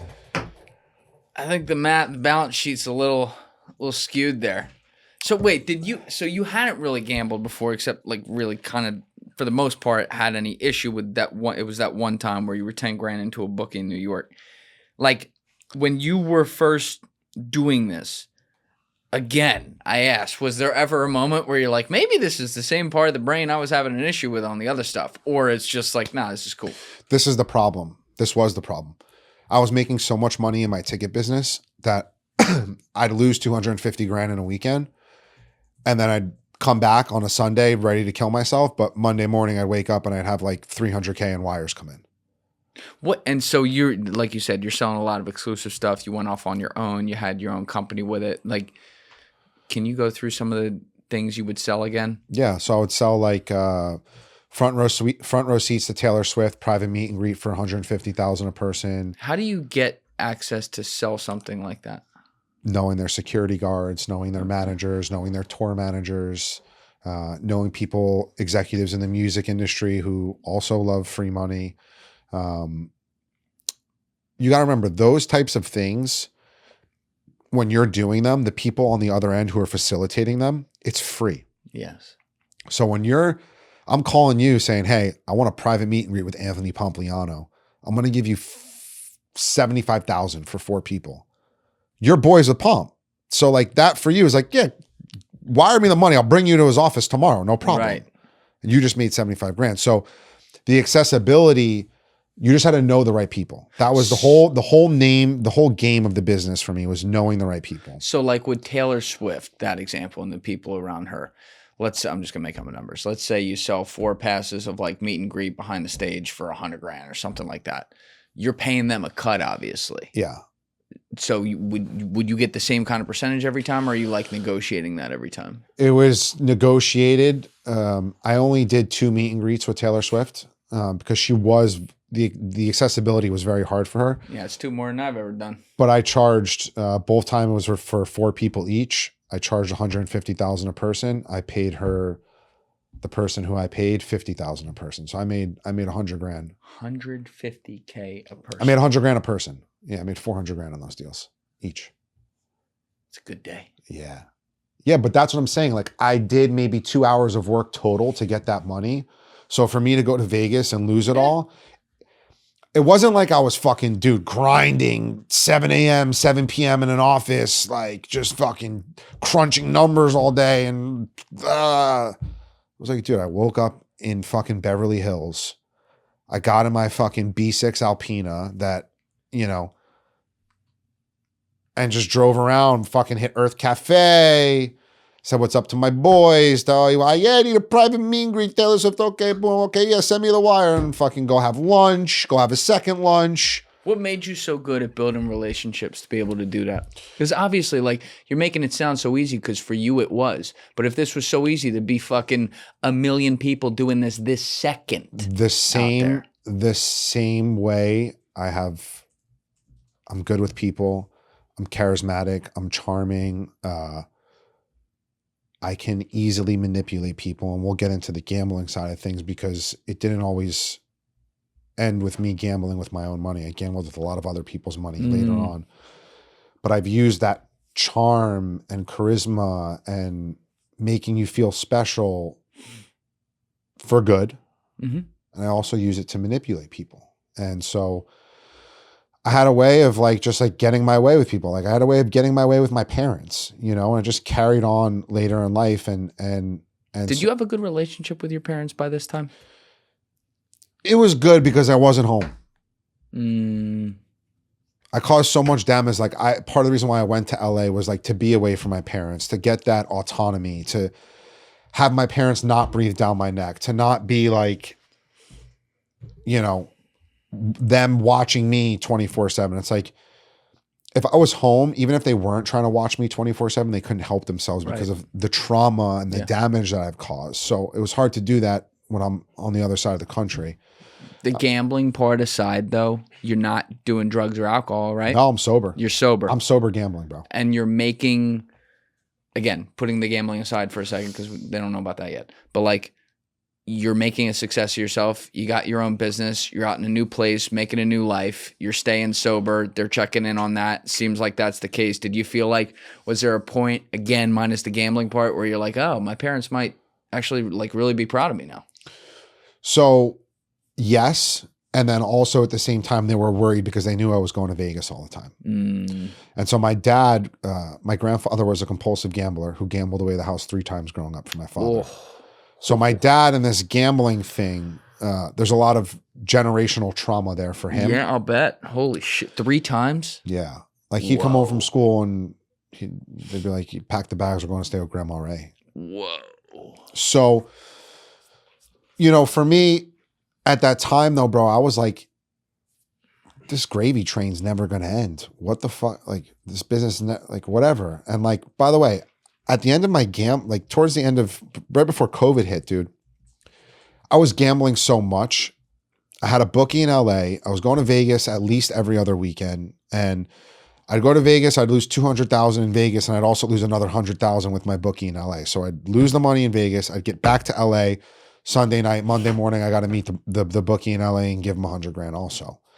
So I had all this money coming in and I was just recycling people's money. Like I was taking money from orders that were like, not only just my profit, but money to fill the actual order. That shit. The order was 3-6 months away. So I'm like, dude, I don't need to worry about filling this order until, you know, it's January, the concert's in July. I don't need to worry about this $300,000 and filling it until like June.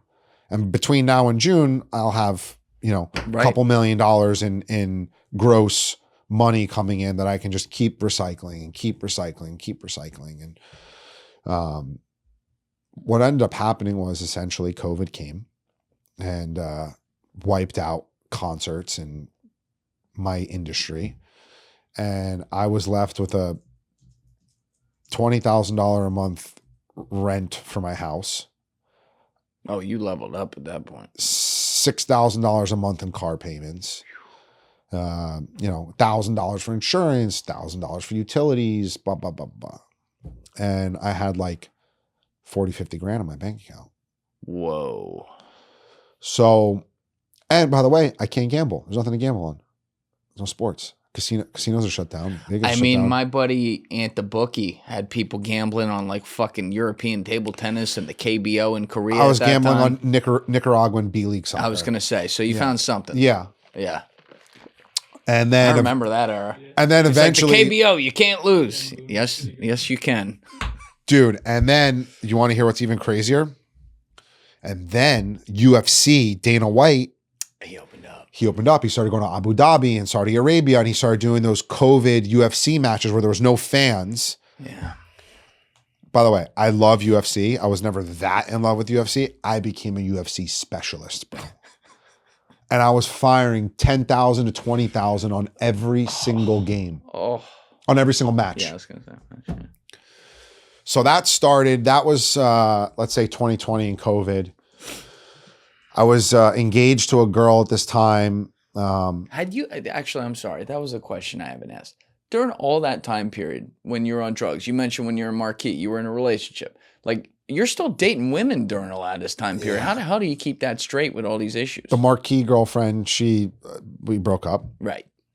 And then when I got sober and right around the trial for the murder, I started dating this girl and I wound up getting engaged to her. And then during COVID, called off the engagement. You did? Yeah.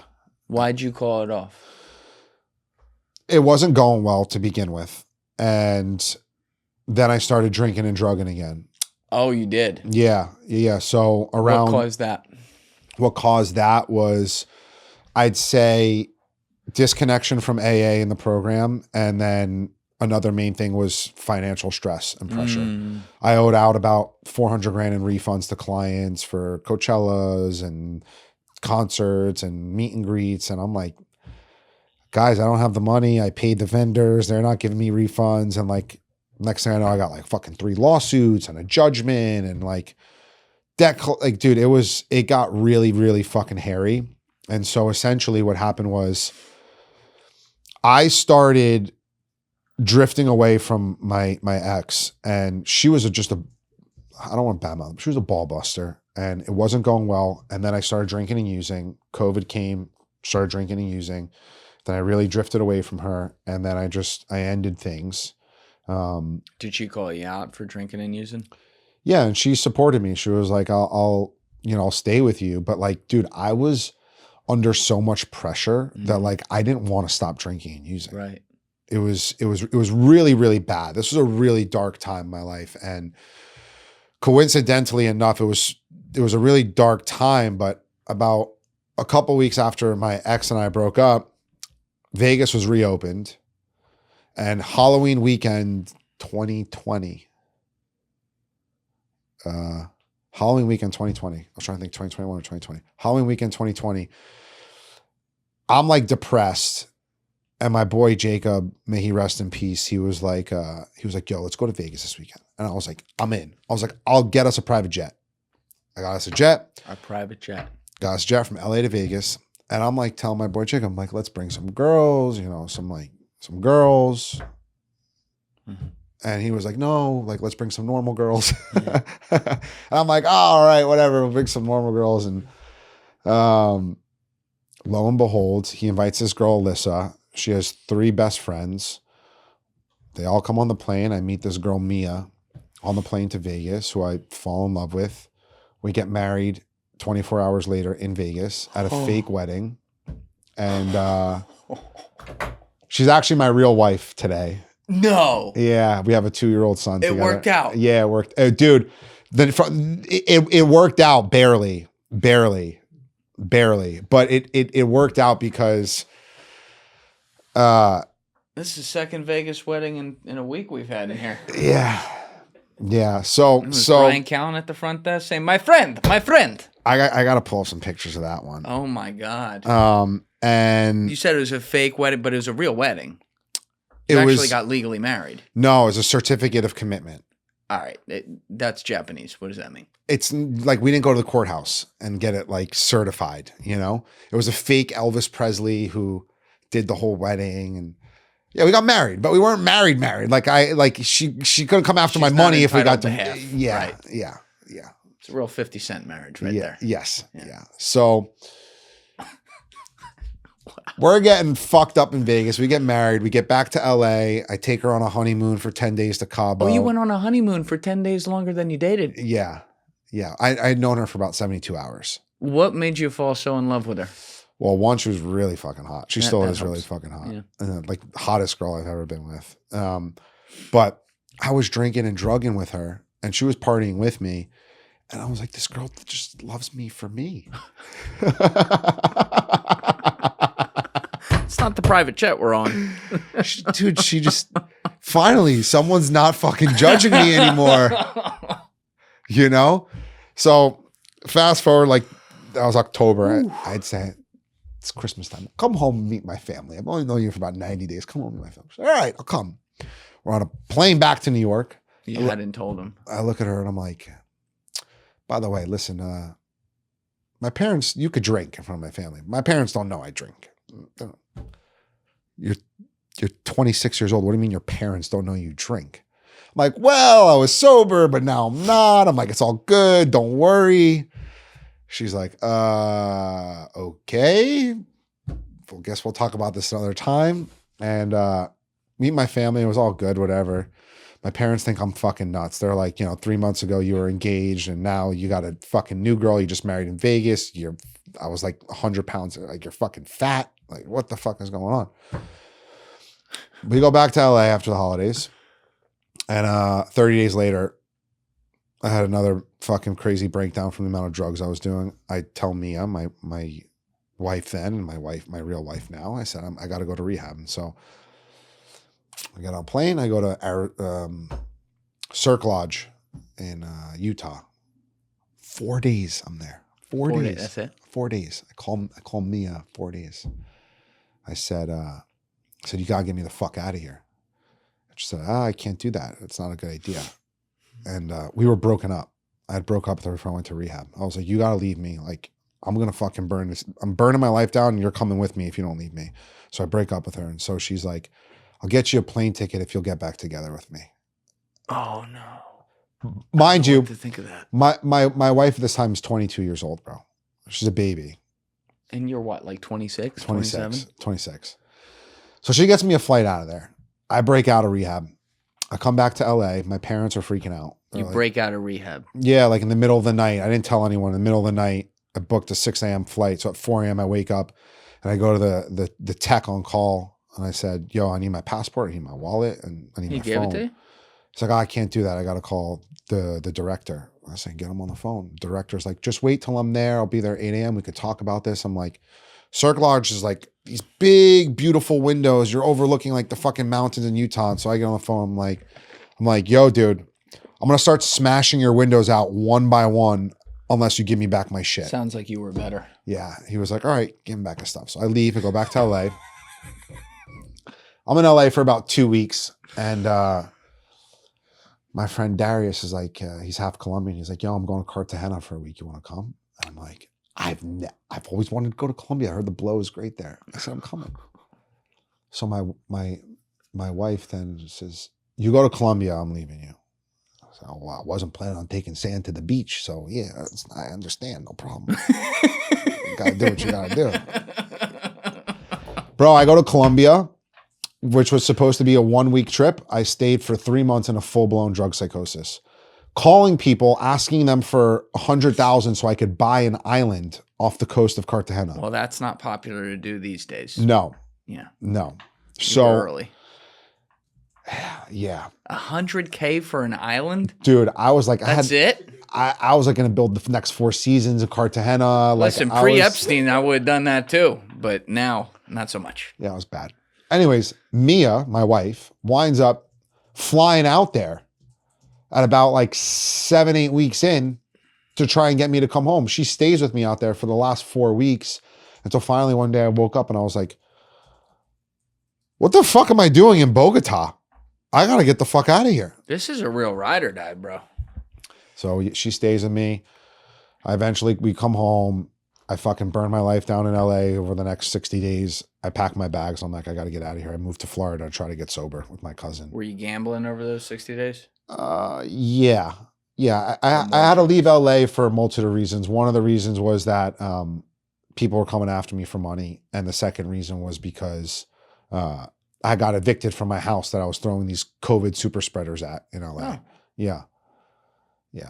So I'm talking bangers, bro. Like 150. I'll bet they were great. 200 people in the middle of Benedict Canyon Drive. Weren't they like turning off fucking electricity when people? Yeah, they threatened to do that to me once. They never did it. They never did it? No. They did it to Jake Paul, I think. Yeah. Was it Jake Paul? I hope I didn't get They that did. wrong. They did. They did turn his off. Yeah. So anyways, I want to focus a little bit on the gambling because from May of 2021 until December of 2024, I don't know the exact number, but from 2016 to 2024, I lost $10.2 million totality. That includes the 2.7 million from the win. That includes bookie payments. That includes FanDuel. That includes Caesar Sportsbook, DraftKings. 10.2 million. Yeah. And so essentially, I'm home in New York from 2021 until January of 2023. And bro, when I tell you that I am coming up with the craziest stories to get people to wire me money, and I'm not talking like, yo, Julian, can you Zelle me $5,000? I'll pay you back in like a month or two. I'm talking like, yo, Julian, I got this crazy ticket deal. It's going down. You send me $100,000 right now. I'm going to send you back $120,000 in like, 3 months, 2 months. And you're like, we've done business already 100 times. I've always paid you back. So you're like, yeah, of course. everyone I know who'd sent it. And like that. Bro, I had no ticket deals going. Very minimal ticket deals going. I was gambling. I was going to fucking, at the time, FanDuel was only legal in Jersey. It wasn't legal yet in New York. So I'd drive over the fucking bridge. I'd go to FanDuel Meadowlands. I'd fucking put down cash, or I'd sit in my car and I'd place bets on my phone. And from that point on until from 2021 to 2023, I was gambling like a madman. I started drinking and drugging again. And what ended up happening was December. Wait, and you weren't with Mia? No, she was back in LA. I was in New York. She was doing her thing. She hated me, but she loved me. And like, we kind of like still talked, but it was very unhealthy. It was very unhealthy. And then December of 2022, I had this really great job. I was a general manager of this restaurant. Make a long story short, I get fired for drinking and drugging. And I just remember being like, all right, I can't take this anymore. Like, I've had enough. I'll do whatever it takes. Like, I can't put together longer than a year sober. I can't stop burning my life down. I can't stop breaking my mother's heart. Like, what's it going to take, you know? So my parents find out I get fired, and my mom and dad, I was living at home. They were like, you can go anywhere in the world you want. We'll buy you a plane ticket there, but you can't stay here, and we want nothing to do with you. And I was like, shit. I was like, all right. So I call my sober friends out in LA, and I'm like, I need to go to treatment. My parents won't pay for treatment. My health insurance won't pay for treatment. Like, can someone help me get a scholarship? And long story short, I got a scholarship at this place. I was supposed to get a scholarship at this place. And I called Mia. I said, baby, I miss you. I love you. Can I come stay on your couch for a couple of days before I go to rehab? She's like, she's like, yes, it'd be so fun. Yeah, come. So I come out to LA, and January of 2023, January 8th. And I was supposed to go to treatment on the 11th. They call me on the 10th. We're pushing your bed back 4 days. The same thing happened over and over again. So make a long story short, I'm drinking and drugging every day in LA now as if I'm going to fucking rehab in 3 days. Finally, on January 22nd, 2023, I was with Mia and a friend, and I was partying hard for like 3 weeks straight, and I started convulsing in my sleep. Mia woke me up crying, like, I thought you were dying. I'm like, I'm fucking fine. What the fuck? Blah, blah, blah. The next day, she was just like, look, like, if you want to stay with me, that's fine, but you have to get sober. If you don't want to be sober, you can't stay here anymore. And in that moment, bro, I just remember just being like, this girl, I could fucking walk on water with her, dude. I could do no wrong. I've done everything horrible you could possibly imagine, and she doesn't want me around anymore. And that was it. I woke up January 23rd. I was like, I'm getting sober. Didn't go to treatment. Didn't go to rehab. No therapy. You just turned it off. Dude, I went to 3 AA meetings a day. I got a sponsor. I started working steps. I took commitments. I was a coffee guy. I brought donuts to meetings. I went to a morning meeting. I went to a noon meeting. I went to an evening meeting. I stopped hanging out with all my old friends. Dude, in the beginning, I called my sponsor for everything. I was like, yo, should I wipe up to down or down to up? I called him on everything, bro. I was so desperate. Finally, someone came on my podcast and said, the pain of staying the same is greater than the pain of change, that's when people will change, or something like that. Yeah, no, that's absolutely right. And I was at that moment. I was just like, yo, I can't live like this anymore. So I went to AA every day, right? And I said, okay, I'm not going to gamble either. I'm going to solve the gambling in AA also. That didn't last too long. So I start gambling again. Are you doing any ticket deals during this time? I'm starting to again. Okay. I'm starting to again, because that was like my thing. It was like, I'm on Mia's couch. I'm not going to go get a 9-to-5 type job. So I started hitting up old contacts. Yo, I'm back in the business. What's up? What's the vibe? What do you need? What can I help? What can I get? Da, da, da, da. Started closing a couple deals. And at about 6 months in, I get Mia pregnant. And, we decide we're going to keep the baby. And I call my mom. I'm like, look, Mia's pregnant. We're keeping it. My mom's like, you're fucking 6 months sober. You're out of your fucking mind. Mind you, look at the last 12 years of my life. Right. Imagine your son calling you and telling you that when you got, 6 months sober. Right. And I'm like, all right, well, I said, listen, you don't have to be on board now. You got 9 months to figure it out. So, essentially was what I said. So, oh my God. December of 2023. Poor mom. Holy shit. I know. Mia's like 7 months pregnant. No, yeah, she's 7 months pregnant. I proposed to her, a real proposal, not, the fake Vegas stuff. Was there something that happened in your head though where you're like, I'm going to be a father now? Yeah. This shit's different. Yeah. Yeah. Yeah. And I also felt for the first time like 2 feet planted in recovery. The obsession to drink and use had been lifted. I had by that. Just by working the steps and just by helping other alcoholics, like very, very simple things. And they say it's a very simple program for very complicated people. And that's really what it was, bro. It was like, I just had to stop doing things my way and take some suggestions. But the solving the gambling thing in AA didn't really work out that well. So Mia and I go on a baby moon right after I proposed to her. We go to Mexico again. And something just compelled me to start gambling again when I was there. I joined this group chat, and it was a group chat of big shot gamblers, guys betting 20, 50, 100,000 a game. And I jumped right back in. And what were you betting on? Dude, NFL, NBA, MLB, European soccer, like anything. Really Did anything. You have much money? So at that time my ticket business was making good money. It wasn't making crazy money, but I was probably back at like 40, 50, 60K a month in profit. But the problem is that like, okay, 40, 50, 60K is profit. But let's say I get a wire and I make 60 grand on it. It's probably like 240, 300,000 total. So I get a wire for 300 grand, right?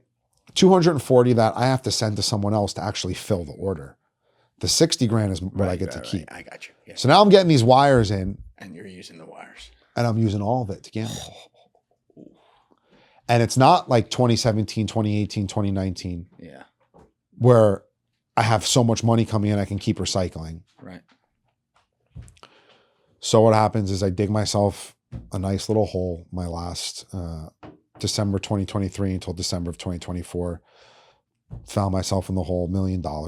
Gambling. $1 million in debt. Yeah. I entered Gamblers Anonymous December 2nd, 2024.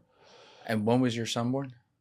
My son was born February 6th, 2024. Okay. So I gambled for the first 10 months of his life.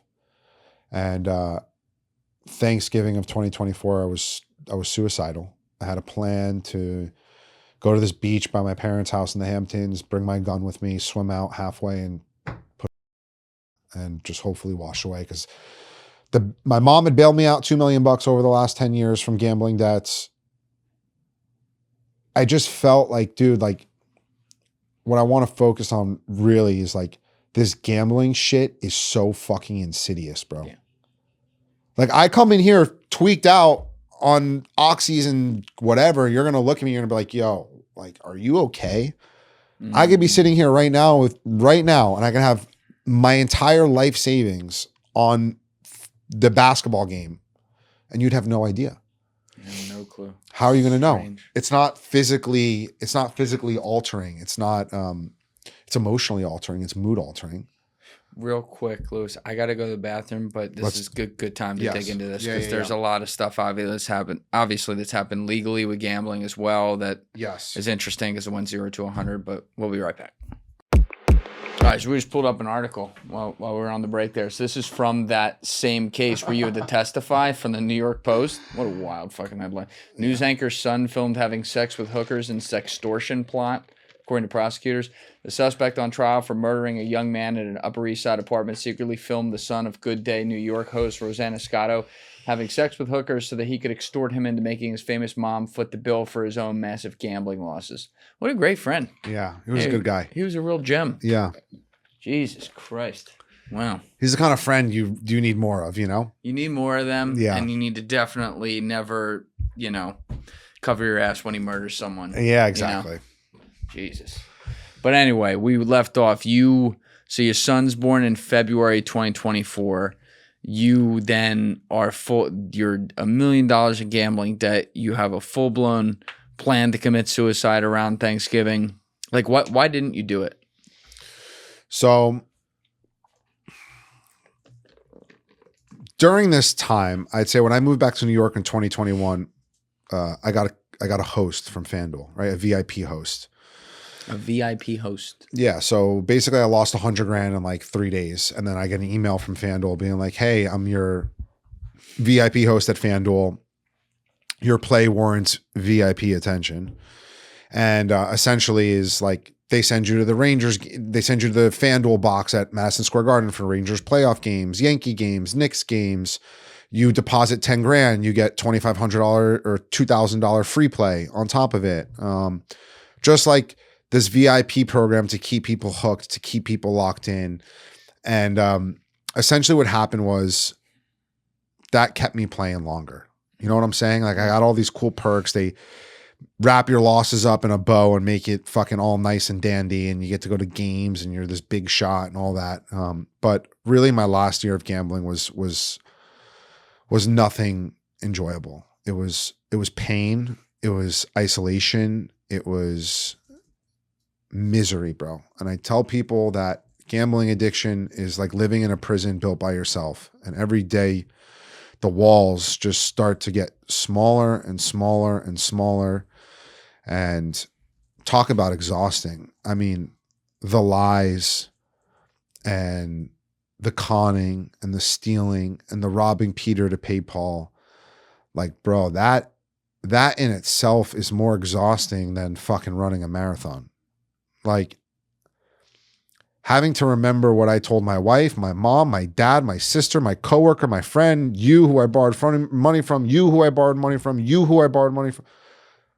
Full-time job. And then on top of that, this disease tries to tell you that the only way out is to keep going. Yeah. Right? Like this is the only disease where technically you can win. There's nothing about drugs and alcohol that you're getting winning from, right? You're just getting high. But the gambling, right? And I tell people this is like, it's not humanly possible for me to snort $100,000 worth of cocaine in one night. I can blow everything I have access to on one game. Right. One quarter. I can bet on the first quarter. Yeah. Yeah. So I'm gambling and I'm basically in this massive hole. What would happen like at night or whenever, when you're home and you see your son and you know you're doing this on the side? Like, is there like an intense guilt that like you're stuck in this separate life, or you're literally telling yourself what you just said, where it's like, well, I just got to win a few more bets and then I can quit it forever for him? Both. So before my son was born, I swore to my wife that I was going to stop. And the night my son was born, I was gambling. On your phone? Yeah. Yeah. On like FanDuel? Yeah. And my biggest regret in everything that I've explained to you over the last 12 years of my life is that I didn't stop gambling before my son was born. And I'm obviously super grateful that I stopped when my son was 10 months old. He's going to have no recollection of me not being present. But the first 10 months of my son's life consisted of me lying, cheating, stealing from everyone around me, including my wife, and going to casinos, sports betting constantly, not taking care of myself, not taking care of my family, and basically just doing everything and anything possible to keep this shit going. And the only reason why is because, dude, I was in such a hole. I owed the wrong people money. And then on top of that, I owed people money that, like, not bookies or like, you know, people that were going to hurt me, but people who I took $250,000 from, that if they didn't get their money back, dude, I was going to prison. I'd rather owe a bookie $250,000, because with a bookie, I could be like, look, dude, I'm going to pay you, you know, $5,000 a month until this is paid off. And 9.9 bookies out of 10 are going to say, you're cut off, pay me $5,000 a month. You miss one payment, then you're going to have problems and your life goes on. But with someone who's like a legitimate business person, who is a company, who I said, I'm I need this money for X. That's wire fraud. That's wire fraud. That's embezzlement. That's fucking stealing. That's stealing. And so I kept gambling. And, you know, the crazy thing is like August of 2024, I got a wire for a ticket order. It was $55,000 wire. And I loaded up 52.5 into my Caesars account. And I turned that 52.5 into 375,000. I was on a Friday. Sunday night, I had 375,000. Tuesday, it was gone. And I remember sitting in the basement, and every night, bro, every night I'd go up to sleep 3, 4 o'clock in the morning because I'm up all night. I'm up betting West Coast baseball at 10 o'clock. I'm up betting fucking overseas tennis. How would you make a decision on what to bet on? If there was a line on it, I was betting on just it. Any, meeny, money, mo? Yeah. Wow. I'd do some research, you know, type in Yankees, Orioles predictions, and I'd see the time the last pitcher, you know, how many days the pitcher's on rest. And I'd have like some type of system, obviously. I mean, bro, this was my full-time job. I was a gambler. Mm-hmm. But it's a system designed for people to lose. That's right. FanDuel made $1.5 billion last year. They grossed 9, 10, whatever it was. 1.5 billion they profited off of people like me. And so what my frustration is that they have this responsible gaming slogan they use, but they have people who are VIP hosts who prey on people like me. Can't have both. Can't have both, brother. Yeah. And there's no guardrails. There's no guardrails. Like, dude, you want to go buy a house. It's like, they're looking up every fucking nook and cranny of your financial situation. They're basically doing a colonoscopy before they approve you for a house loan. Right. You want to bet FanDuel, you could deposit your whole bank account. You could do anything you need to put money in there. Right? So November 27th, the day after Thanksgiving, I owed somebody $27,000 for 3 weeks, and I was, you know, bro, every week it's Friday, it's coming. Oh, why didn't come? Oh, my dog, my cat, my computer's broken. I can't get to the bank. I'm so sorry. I'll get you next Friday. Finally, this guy calls me. He's a good family friend. He says, I know you're not drinking and drugging, but I know you're fucking gambling. And if you don't get honest with me right fucking now, I'm going to send you to fucking prison because that's the only place you're going to stop terrorizing yourself and your family. Bro, it was the first time in my life where something went off and I was just like, I can't live like this anymore. I said, I'll call you back. Hung up. I walked outside. I was in a store. I walked outside, started crying, got on FaceTime with him. And I was like, I'm a compulsive gambler. I've been doing this for 12 years. I'm in the hole $1 million. I owe this person. I owe that person. If I don't pay this person, I'm going to go to prison. I promise you I'll get your money back. Blah, blah, blah. I've been on this. Just fucking. And he said, all right, this is good. Get your mom on the phone. I'm like, no, please. Like, dude, my mom's going to have a fucking heart attack. She's having a stroke, blah, blah, blah. And he said, okay, get Mia and your sister on the phone. I said, okay, fine. In my mind, that was better than my mom. Get my wife and my sister on the phone. I get honest about everything. My wife's a mess, bro. My wife's a mess. By the way, she's been postpartum alone, raising this baby on her own. Can't figure out why 1 week I can't afford $200 diapers. And then the next week she's getting a new purse. So, you know, like anytime I won, I'd go and buy my wife something nice because she hated my guts. So I was like, yo, you hate me? Here you go. Here's a fucking bag. Please don't be mad at me. Didn't work, by the way. Right. All she wanted was me to be present and help. And so, by the way, I confess this. I feel so good. Yeah, it's off your. Dude, I got off that call. I'm walking up Madison Avenue and I'm like, okay, it's all out now. Can't get any worse than this. Like in that moment, I had to keep telling myself, it cannot get any worse than it is right now. Even then, you're saying that even after all these years to where you had all these different, they were all different, you know, you were able to be like, whoa. It can't get any worse than right now. And I had gone to Gamblers Anonymous in 2016. 2016, I got up in front of a room of 100 guys and I said to them, I'm not like you.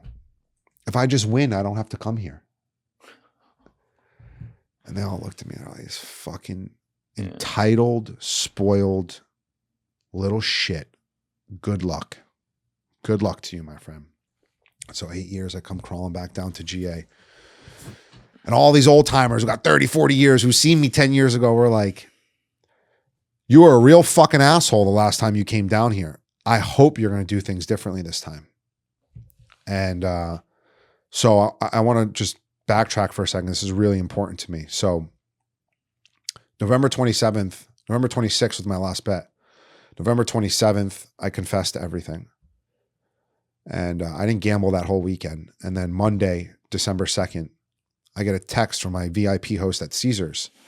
Hey, hun, I saw you didn't deposit anything or place any bets this weekend. Is everything okay? She has no idea that if I didn't get that call on that Friday morning, either Friday night or Saturday morning, I was going to kill myself. I smiled back to her. No, LOL, I don't have any money. She said, oh, hon, okay, I got you. Just loaded you up a free play. Open up my Caesars account and a $5,000 free play. So my last bet became December 2nd because I knew Tuesday night is my GA meeting. It's the largest GA room in the country. There's 100 guys down there every Tuesday night, 7:15 to 9:30. So I knew. I was like, I was going to rehab the next day. Right? I'm going to do drugs the night before. I'm not going to rehab sober. So I said, fuck it. I'm going to load up this. I'm in $1 million to debt. So I'm going to load up this fucking free play. I'm going to do a 4-leg parlay, $5,000 to win $316,000. It was a 4-leg anytime touchdown parlay. So I had to pick 4 players to score a touchdown in that game. I lost, obviously. And I went down to GA Tuesday night and I shared. I was in a ton of pain, hysterically crying. And I didn't know if my wife was going to leave me and take my kid. My parents were just like, dude, my mom was like, I don't have any more cash for you, dude. Like I'm tapped out. Like you got to figure this out on your own, which by the way is the best thing that she's ever done for me. And the first time she finally didn't bail me out. So I went to GA.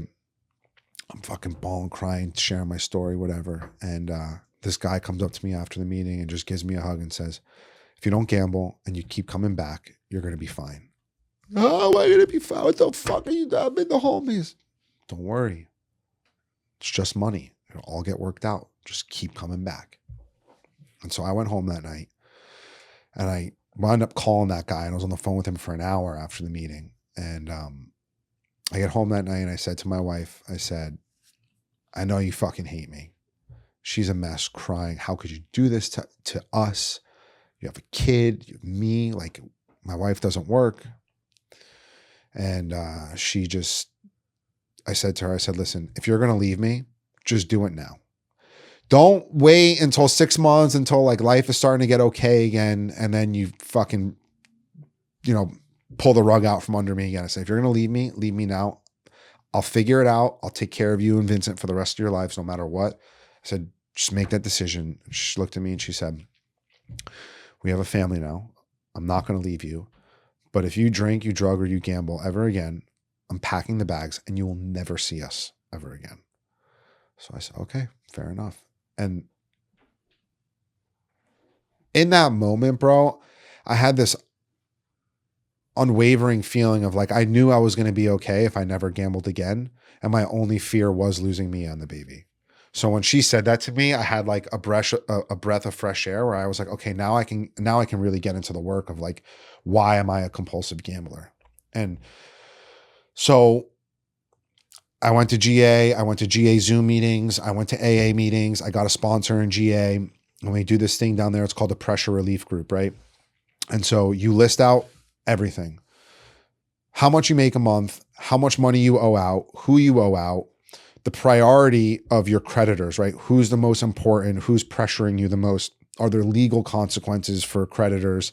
Is your life in danger? Is your safety in danger? All these things. And then how much money you need for like diapers and food and rent and this and that. And so you list this out and there's GA veterans in there with a lot of time, 30, 40 years, who go through this with you and they say, okay, listen, you owe out $875,000 and you make X amount of dollars a month. You're going to put, for your budget, you have, $100 a month in Ubers, $100 a month in city bikes and MTA transportation, $300 a month for Ubers and whatever, right? Like groceries, rent, this, utilities, how much money you give to Mia each week and the nanny and this and that. And then this creditor is applying the most pressure to you. You owe him $300,000. He's going to get X amount of dollars a month. This creditor is going to get X amount of dollars. And then they coach you and they teach you how to speak to your creditor. So I'd call you and say, Julian, I took $300,000 from you. I said it was for a ticket deal. I took the money and I gambled it away. I've entered into Gamblers Anonymous. I'm asking you for a 60-day moratorium while I get my feet back under me and I work on a respectable payment plan for you. It's going to take me time to pay you back, but I'm committed to paying you back every dollar, every penny on the dollar in full. I ask you for your patience and your understanding and your forgiveness while I am trying to save my life.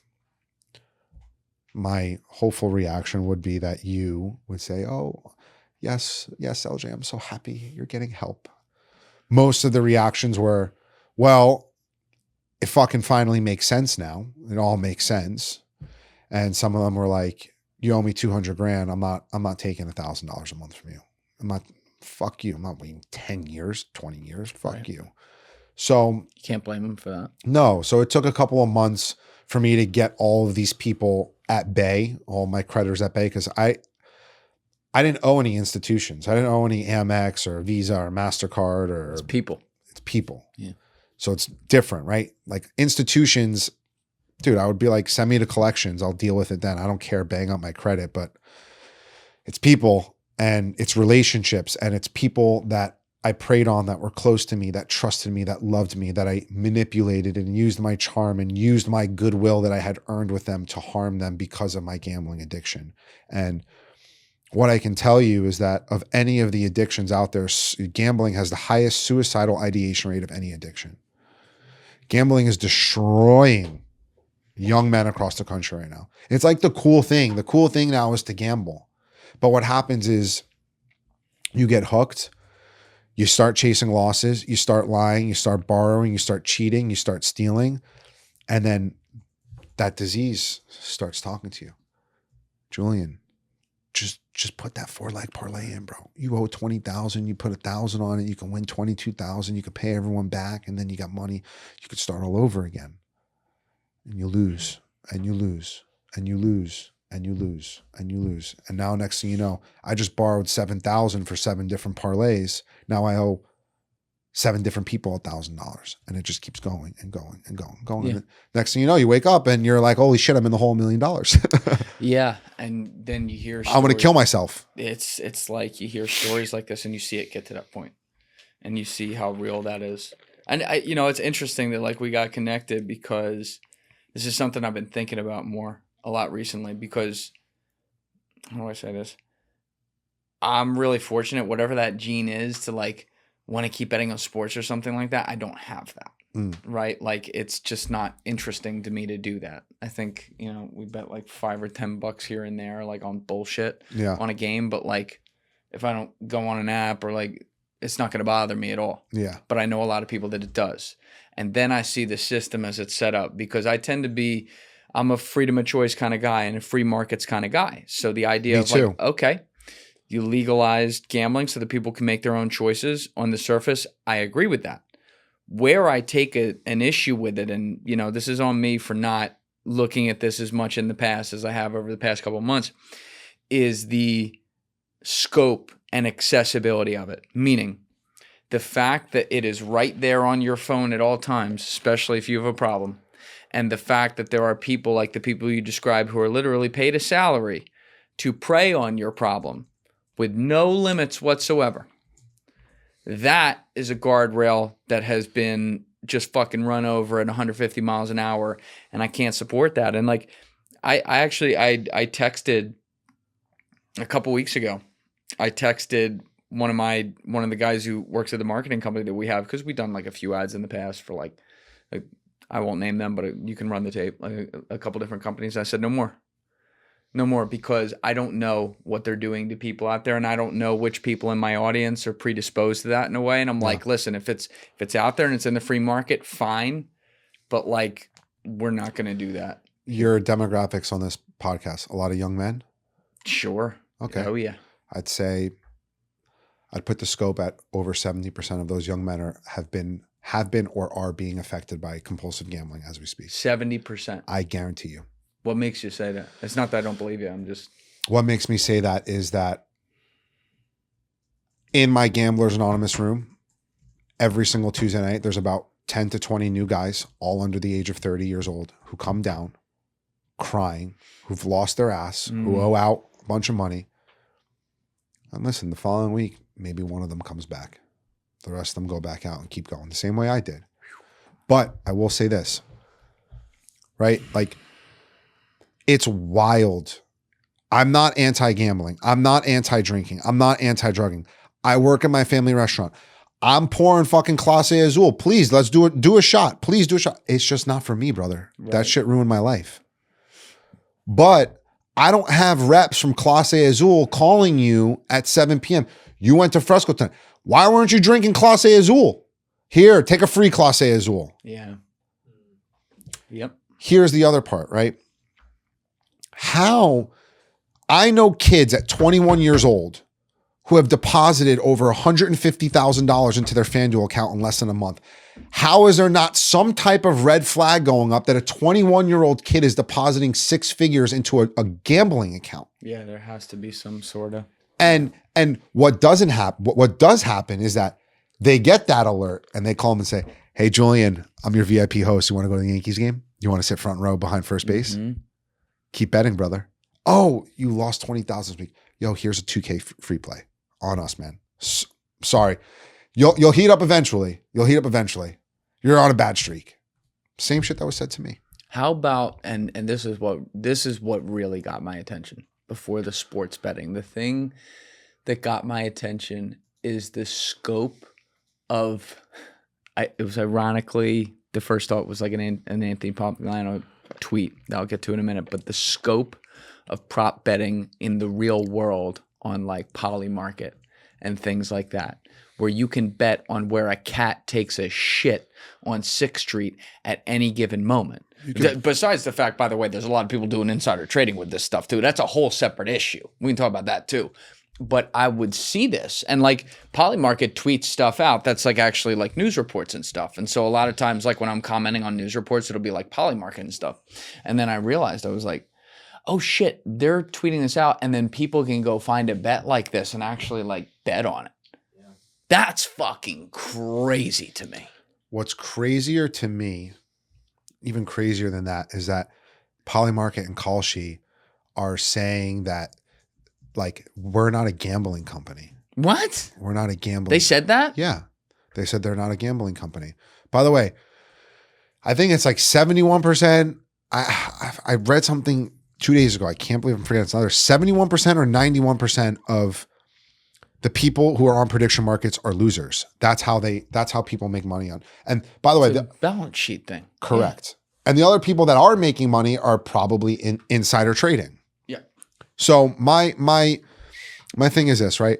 How come if I want to go buy a house, you have to basically fucking crawl up my ass to look at what's inside of there before you approve me for a loan? But I want to place a bet for $100,000. As long as the money hits the account, I'm good. Now, why is that though for the house? Banks, institutions. Yeah, but why? It's gonna be obvious after I say it, but like, say it. You used to be able to get a house. You walk in on a fucking Tuesday, you had a house by that evening. Yeah, they didn't even check you in 2006. And then the 08 and blah blah blah. And now it's like, it was actually when I worked on Wall Street, mortgages, when we had to do it for clients, drove me fucking nuts because they would take months and months and months. And I do think there was like in some places like, okay, guys, that's a little bit overkill, but that was the one thing. That there was a lot of bullshit red tape in banks that was just bad for clients and drove me nuts. That was the one thing where I was like, this is actually better than the alternative, because the alternative crashed the whole world. Let me challenge you on something. Why don't we have the same financial underwriting process for people to gamble? That's what I'm saying. You want to gamble on FanDuel, DraftKings, Caesars? Okay, you have to download this app.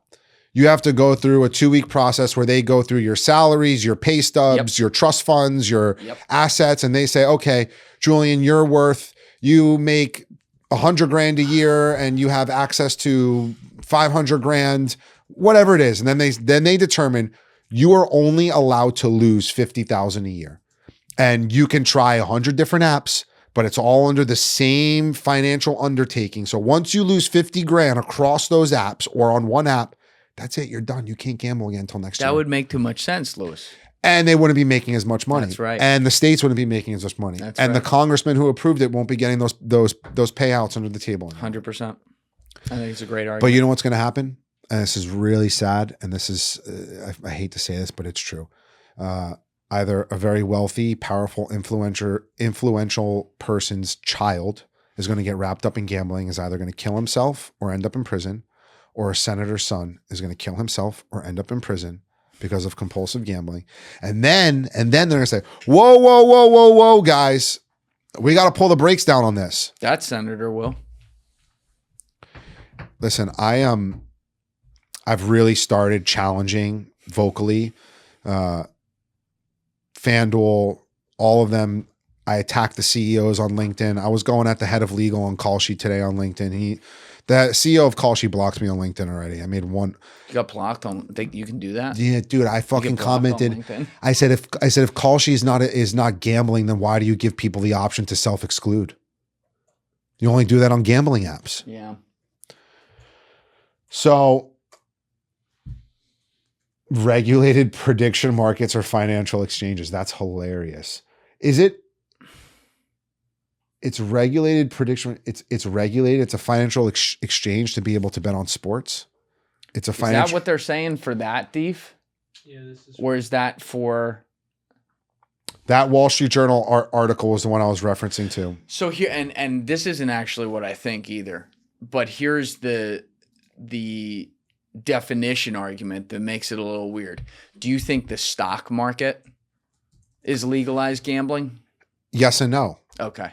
Yes and no, because right, like you could be an option trader. That, in my opinion, is gambling. You could be a day trader. That, in my opinion, is gambling. But like, I have a brokerage account for my wife and I that I don't fuck around with or touch. I just deposit a little bit of money in there every single month. I agree. And hopefully, by the time I'm 61, there's a couple of $1 million in there in 30 years, and I can fucking sail off into the sunset.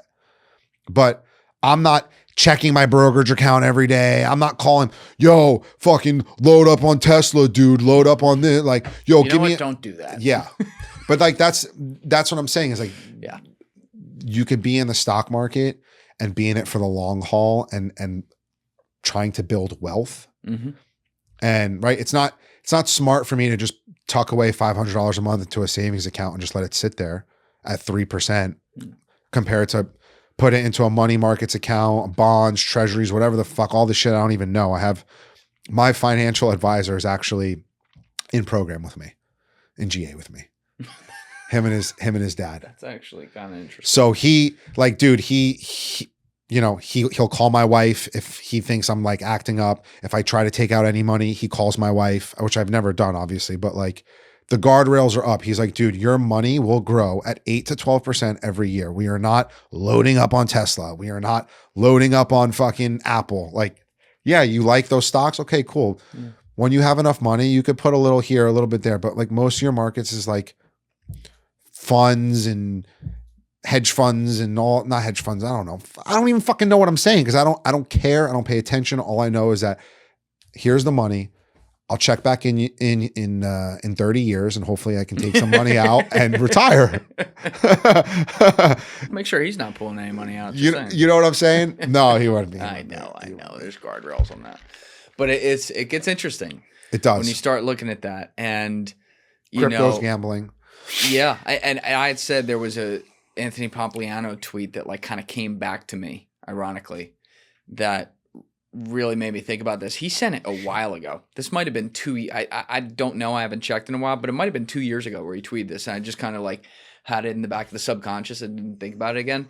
But he broke down like all these different industries and like gambling trends that have come into them, from the most obvious things like calcium Polymarket that then goes into culture, pop culture, politics, all that, to the sports gambling, which is also extremely obvious, to things that were less obvious. And he said, just saying this like as a general statement, not an opinion, just like a fact, we're a gambling economy now.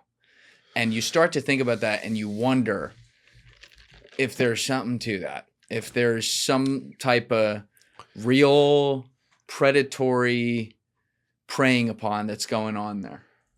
People love the risk. People love the idea of what I think social media has done to us as a society is instant gratification at our fingertips. Yes. So the idea that you can win a 16-leg parlay and make $1 million, like, bro, like, that shit, you have a better chance of getting struck by lightning than hitting like a 5-leg parlay. Right.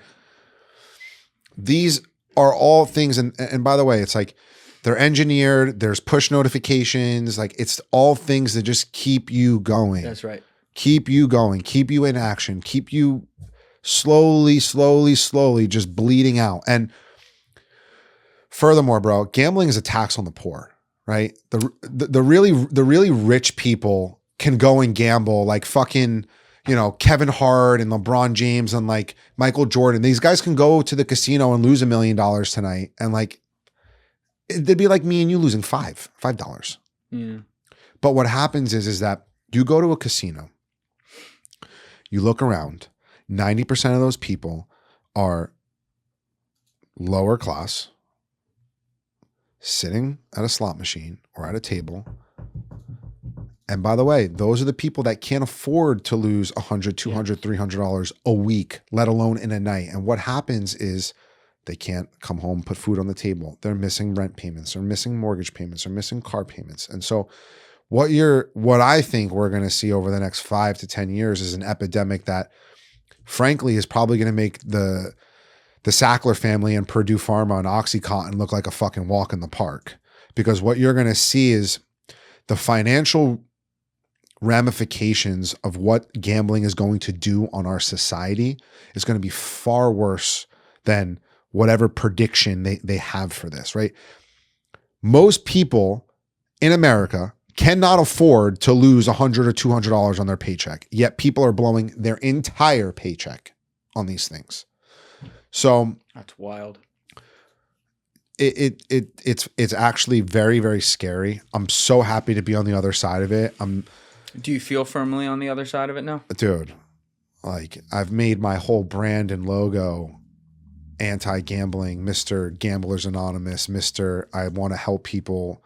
And I love that because this thing, bro, almost drove me to the brink of suicide. And like 18 months later, I am the happiest, most hopeful, most optimistic, most joyous human being that I honestly think I've ever been. Maybe since I was fucking 5, dude. Like I'm present. Forget the money aspect. The money aspect of it is like, I'm on a 10-year repayment plan with all of my creditors. It's gonna take me 10 years to pay back my debt.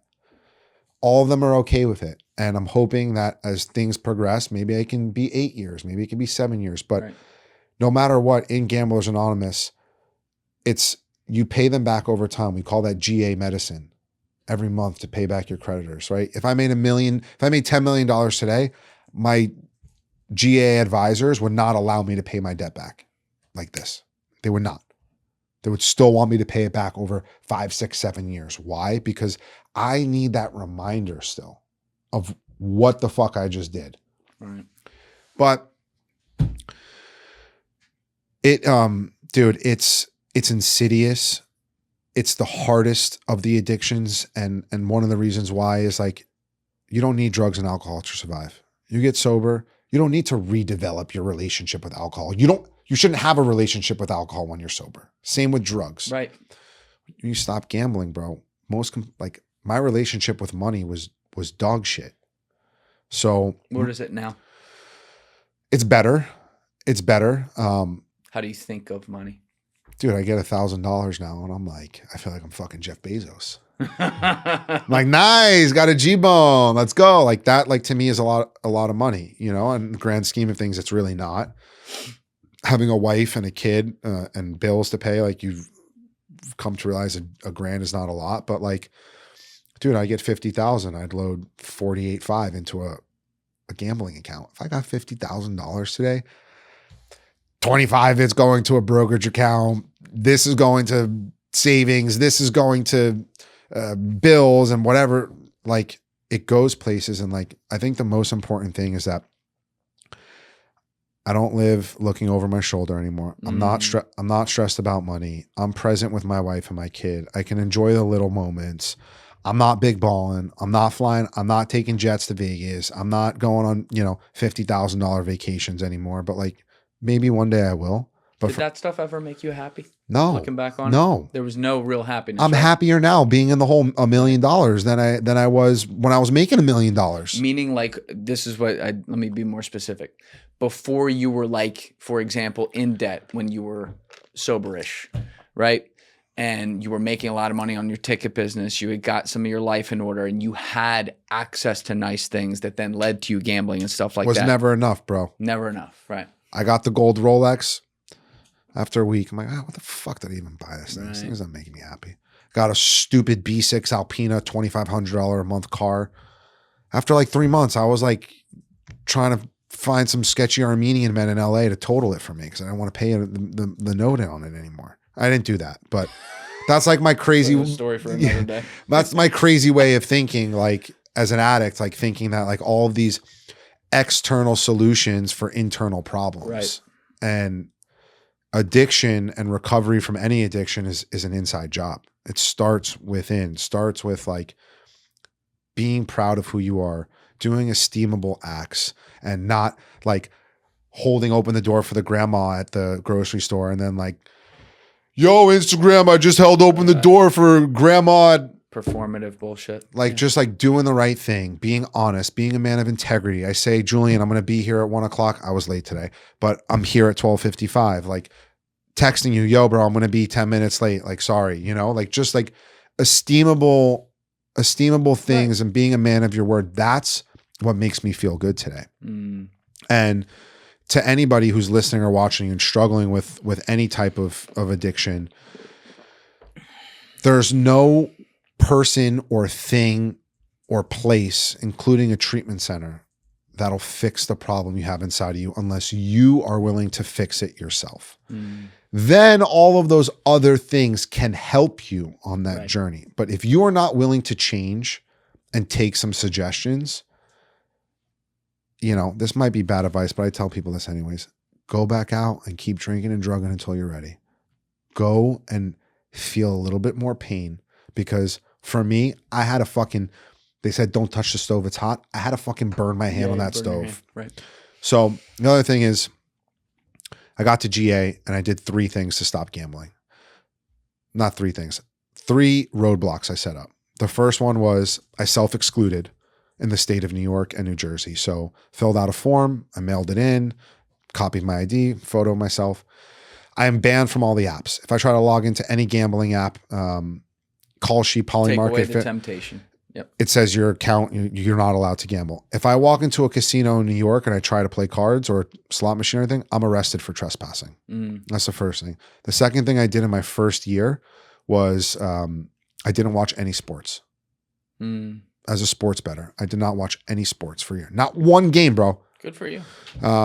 It sucked because I wanted to watch the Knicks last year when they were in the playoffs, but I was like, you know what? This is my punishment. I deserve this. And I didn't watch any sports, and I felt so good about myself after. How was it coming back to watching sports? I barely watch. Like I've been watching the Knicks in the playoffs. I haven't watched, I've maybe watched in the last 6.5 months. I've watched maybe like 5 games total when I used to sit and watch sports 16 hours a day. Like my time has been filled up with so many other positive things. Like I don't want to go back to that behavioral pattern. The last thing I did, and men are probably not going to like to hear this, especially if you're struggling, I turned over all of my finances to my wife.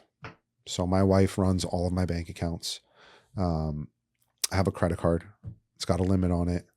If I need to spend more than $500, I call my wife, babe, I need to make a charge for $800. What's it for? I want to buy shoes or whatever it is. Okay, cool. Put it on the card. That's a really humbling thing to do, but good for you, man. And now a year and a half in, like, do I have access to my bank accounts? Yes, I do. Like, my wife is on them.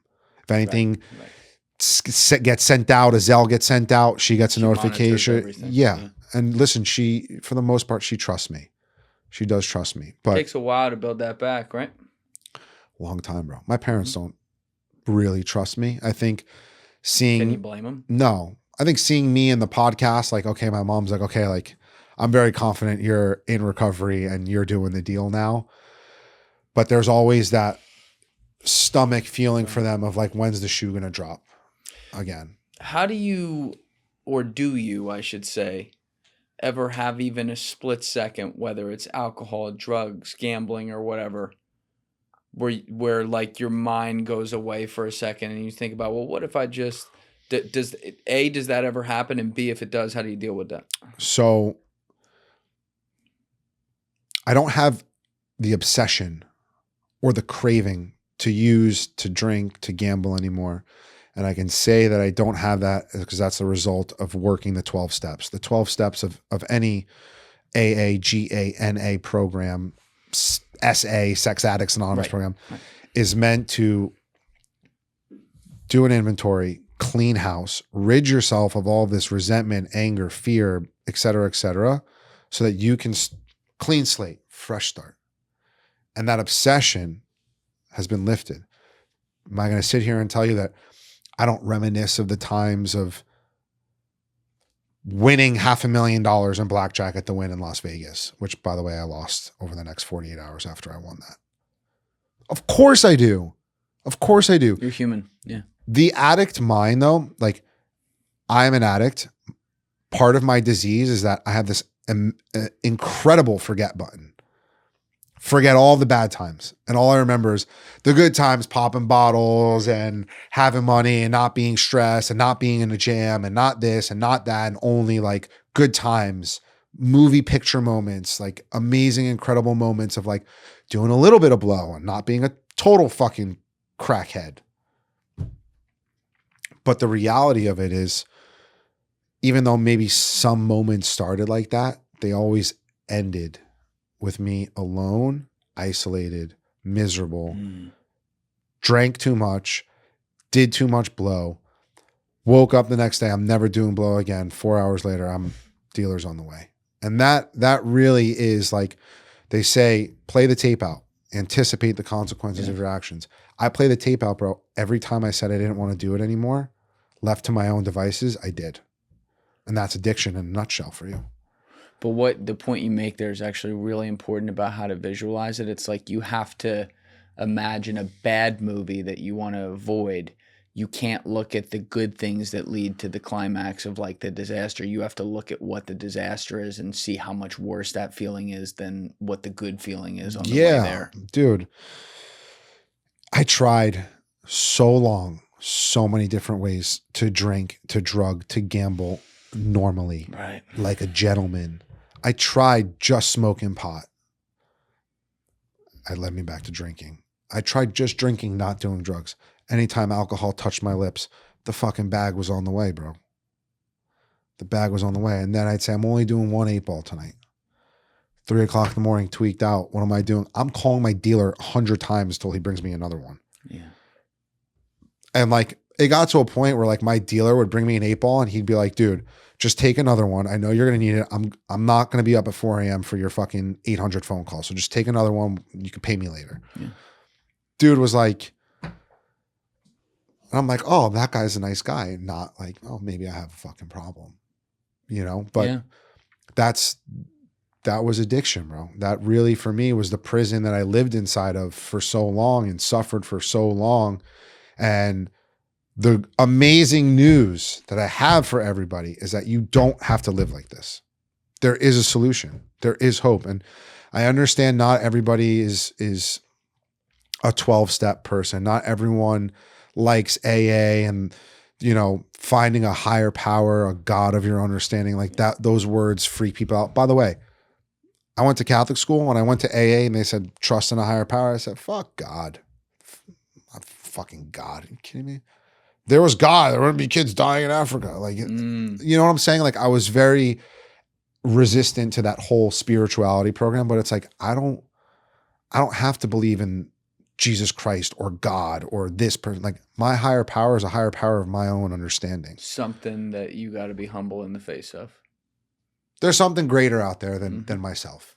And that's like, goes back to deflating my ego on a daily basis. I wake up every morning, I hit my knees and I pray every day.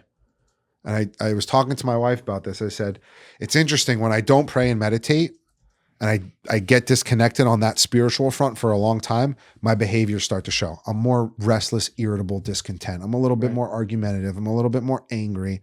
You cut me off, I'm like ready to fucking chase you down and rip you out of the car. It's like, there are tools in this program that this program has given me where like I can live life like a normal human being, free of this fucking nasty disease that's going to eventually put me in prison or 6 feet under. Yeah, you dodged a lot of things, man. So today I'm grateful. I spent about 4% of my day doing some work on myself so that the other 96% I can live a free day.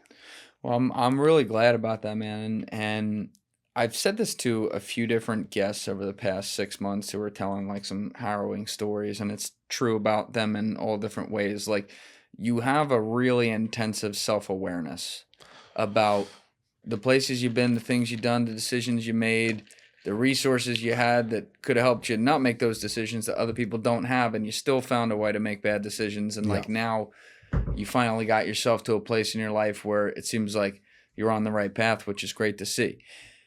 What I will say is that I've been around a lot of drug and alcohol addiction in my life personally, like people around me.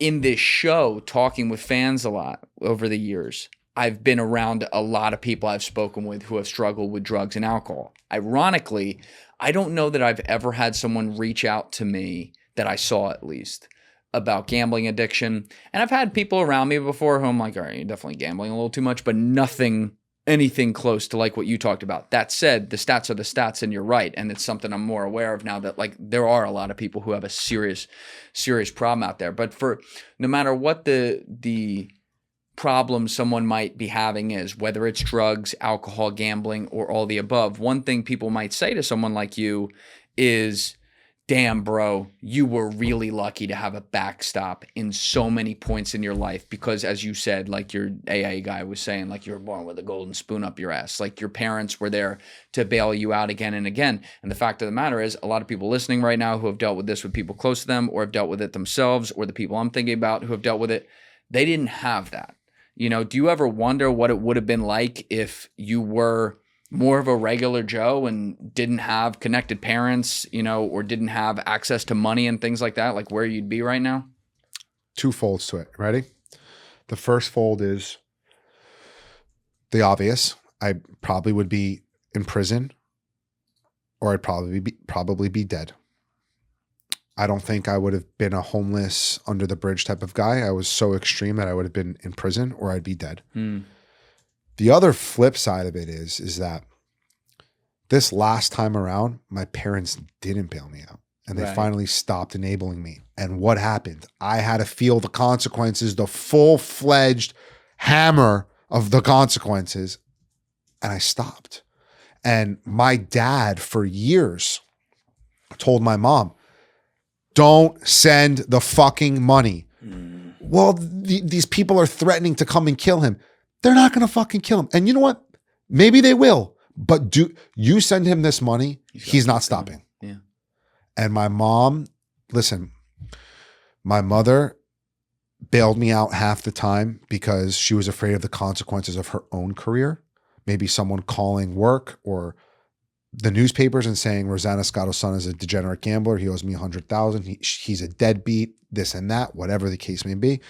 And the other side of it is that my mom is a Italian loving mother that loves her kids and was afraid and thought that throwing money at things would fix the problem. And that eventually I'd say, okay, that's it, Mom. You're right. I'm done. Thank you so much for bailing me out. Phew. Okay, I'm done. I'm going to finally fix myself now.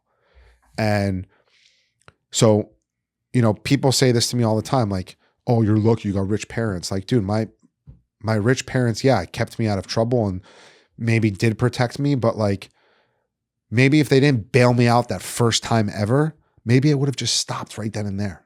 I'm not saying it would have. Yeah, I understand what you're saying. But the enabling definitely elongated the process. Wrong decision. Yeah. And so I tell people, tell parents all the time, oh, my son's gambling, what should I do? Stop giving him money. Well, I'm afraid they're threatening him. Listen, your son's going to pay them back, and he's going to call them and be a man and say, I can only afford to pay you X amount of dollars for the next year, 2 years, whatever. Take it or leave it. And I guarantee you 9.9 times out of 10, the people are going to take it. And it's not to like strong arm the person you stole money from or the bookie you owe money to or whatever the case is. It's like, we gamblers and addicts need to feel the fucking consequences in order to change. And that's my experience of being around the rooms for 10 years on and off, and the last 3.5 years, like in. The moment we feel the consequences, the greater the chance of the addict actually changing. And so that's my response to that. But yeah, dude, I'm fucking grateful that my parents, super grateful. Super grateful. Look, I'm not a parent yet, but I have a lot of friends who are, and you know, you can't know what that is until it happens, but they're obviously, as you well know, your perspective totally changes, and there's a protection aspect that comes over you where you'd fucking move mountains for your kid. Yeah. And so I think, you know, and I've seen, you know, different stories in different contexts that are described like yours, where like parents are trying to do the right thing and like it's actually the thing that's having the opposite effect, but like the intention is not that. It's very clear, like the intentions were to help you, but it is, to me, I agree with you. I think it's important that at least there finally got to a point where your mom was like, you know what, I need to try the other way. Yeah. And now it helped you. Seems to have saved your marriage. Yeah. You know, you'll be able to raise your son and I'm sure coach him about the pitfalls in life through your own experiences when the time is right. And, you know, it can be turned into something good for all the struggle. Yeah, definitely will. Definitely will. Well, that's awesome, man. And you're a great storyteller too. Thanks. Like, this is like, we're sitting here on the edge of our seat most of the day. I'm glad you're alive and kicking and doing your thing and helping people out. We'll have your podcast linked down below where you talk to, as you said, all different types of addicts about their experiences. And you've talked about how you help people, obviously, off the camera as well, who are dealing with this. I do think it's always a really cool thing when people who struggle with that stuff, like, also like kind of pay it forward and try to either help people get better or prevent people from doing it. So you're definitely doing that. Got to. That's really what, you know, like I said, that's the mission of the podcast, man. I would love to make money on it, but if my first intention is to help others, then I know God's going to take care of me no matter what. And so whatever God thinks I need, he'll provide for me as long as I just stay the path. Well, keep going, brother. Thanks, bro. It's Thanks for having me. On the right half. You're the man. You guys both got to come into Fresco. We're doing that. Yeah. I have something in mind coming up. But everybody else, you know what it is. Give it a thought. Get back to me. Peace. What's up, guys? Thanks so much for watching the video. If you have not subscribed, please hit that subscribe button before you leave, as well as leaving a like on the video. It's a huge, huge help. You can join my Patreon via the link in the description, and you can also join my clipping community via the Discord link down below. See you for the next episode.